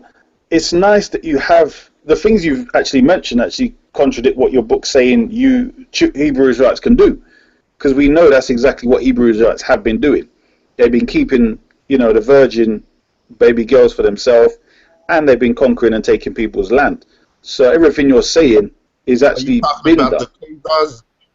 I'm just saying in general. I'm just saying in general, you do have these sets of laws, but specifically they were for the children of Israel. That's it. They were to help them make themselves an organized people, make them powerful, and for them to go forth and, it seems, conquer everyone else. So again, in the situation we're in as black people, it seems as long as we take on that identity, it will always open that doorway for us to see anyone, regardless of their color, even if they're black, to see them as inferior. It's not an identity, it's a principle. You don't have to be an Israelite to live righteous. If the Israelites live more righteous than the rest of humanity or the rest of the black community, then you will see those values and attributes being pushed forth in the community, and then you would say, well, like say for instance, right? Most people say, well, Kemet was full of homosexuals and stuff, right? As I just did the PowerPoint and talk with Gorilla Hebrew that was on here the other day, that Polite went into a negative place and say, well, the Egyptians raped the Israelite women, and therefore the Israelites, because we come from that gene pool, right? So if the Israelites is not raping women, which I know we didn't have that conversation before on here, then you would say, well, the Israelites are more righteous. They not raping women. The Egyptians is more wicked because they are. The Israelites more righteous because they're not dealing with homosexuality. The Egyptians are. So who you gonna follow? The unrighteous or the righteous? You don't have to identify yourself as them as a nationality or physical Hold on, brother. Let's be fair. Brother Polite was not quoting any Medunetta. He was not even quoting history. He was just saying what you would naturally happen under slavery. But he gave no evidence, and it's not even. Hold on. I'm saying what Brother Polite was saying, that under normal circumstances of slavery, men raped the slave women and produced children by them. That's what he was saying. I don't even think Polite actually believes in the story. Hold on. What I'm saying is that when you look at your book, you do have these various laws and good morals and so on here and there scattered about. What I'm saying is it comes as a whole book. It's not like you can pull out one book from the Bible and say, here's a book of laws, let's throw the rest away. It all comes as one package. That's the difference. Because these laws were given to a special chosen people, and once you identify yourself with that chosen people that received them laws, then you're going to go around thinking that you're better than everyone else, and therefore you're the chosen people that are allowed to treat other people as inferior, etc. Thank you, brother. Not more righteous. Thank you, Brother Isa, for that. We are literally out of time, so I'm going to invite. Well, let me say something when you come back, bro. And Brother Patel has some words too. Panahisi, if you just unmute your mic and just have the last say in the live broadcast. We already know we're going to go in after this, but this show has to conclude. Yeah, I want to say more righteous. This is what people fail to realize. We have to just have Brother Panahisi. Panahisi, please. Shalom. I mean, the Brother Isa was right in the terms of the doctrine that most Hebrews teach. The Bible don't teach that. The laws are for everybody. Redemption and salvation is for everybody. You get that? It's a pecking call and an order to it. We're not a chosen people because we're greater than everybody else. The scriptures tell you we're a chosen people because the Most High made a covenant with our fathers. We are to be a light unto the world. That's why when you read in the book of Psalms, it says that Ethiopia, Africa, shall stretch forth their hands, and princes shall come from Egypt. So the salvation, Africa is our throne. It's for all African people. It's not excluding anybody. Thank you, Brother Parnehisi. This is what I'm talking about. When Brother Parnehisi comes in, he somehow brings a new light to the situation, you know. And you already know I love the term Africa. I love the term Ethiopia. It just makes my heart sing. But we have actually reached the end of the live broadcast. Okay, we've reached the end of the live broadcast. If you're out there in YouTube land, please leave your comments. Let us know what you think about the show. If you enjoyed the show, please give us a big thumbs up. Yay.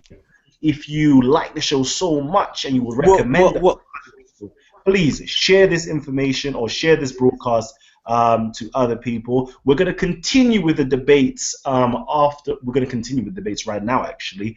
We're just signing out of the show. So I would like to thank all of our guests who are on the panel right now. Thank you for popping in. I would like to thank first, the most esteemed and the most powerful Hebrew Israelite, the Hebrew Israelite par excellence. That's my own personal name for him, our brother Divine Prospect. Thank you for coming through. Please, on the 19th of December, that's a Friday. That's one of our emergency episodes. We have Asar Hotep coming in. The next show will be next week, Wednesday, and we have a special guest coming into the studio, so that show is not to be missed. Trust me. Okay, so if you've enjoyed the show, please follow us on Facebook, Callum SPL. Alternatively, press the subscribe button down below if you're watching on YouTube, or if you're listening in, please subscribe to Callum L. Otherwise, Facebook us, hashtag Talk with the Titans. Google us, hashtag Talk with the Titans, all one word, hashtag Talk with the Titans. We're the very first thing that pops up in the Google search. We're the very first thing that pops up in the YouTube search. And I must thank the audience again for giving us so much viewership. Oh my gosh, within the last week itself, I've seen over 2,000 views. Within the last week, 2,000 views. Our previous episodes, we had Shaka Akmos versus Israel Doctrine. Israel Doctrine was going in on Codex Game Over. We had Dr. Ali going in yet again with the Lost Pages of Islam. And on Friday's show, we had our brother Gorilla Hebrew as well. Wow. Please, if you're watching this show, you can watch the previous shows. Just subscribe to the channel, Callum L. All right. We have to sadly sign out right now because we have reached the end of the show. So this has been Talk with the Titans, and I have been your host, Callum L.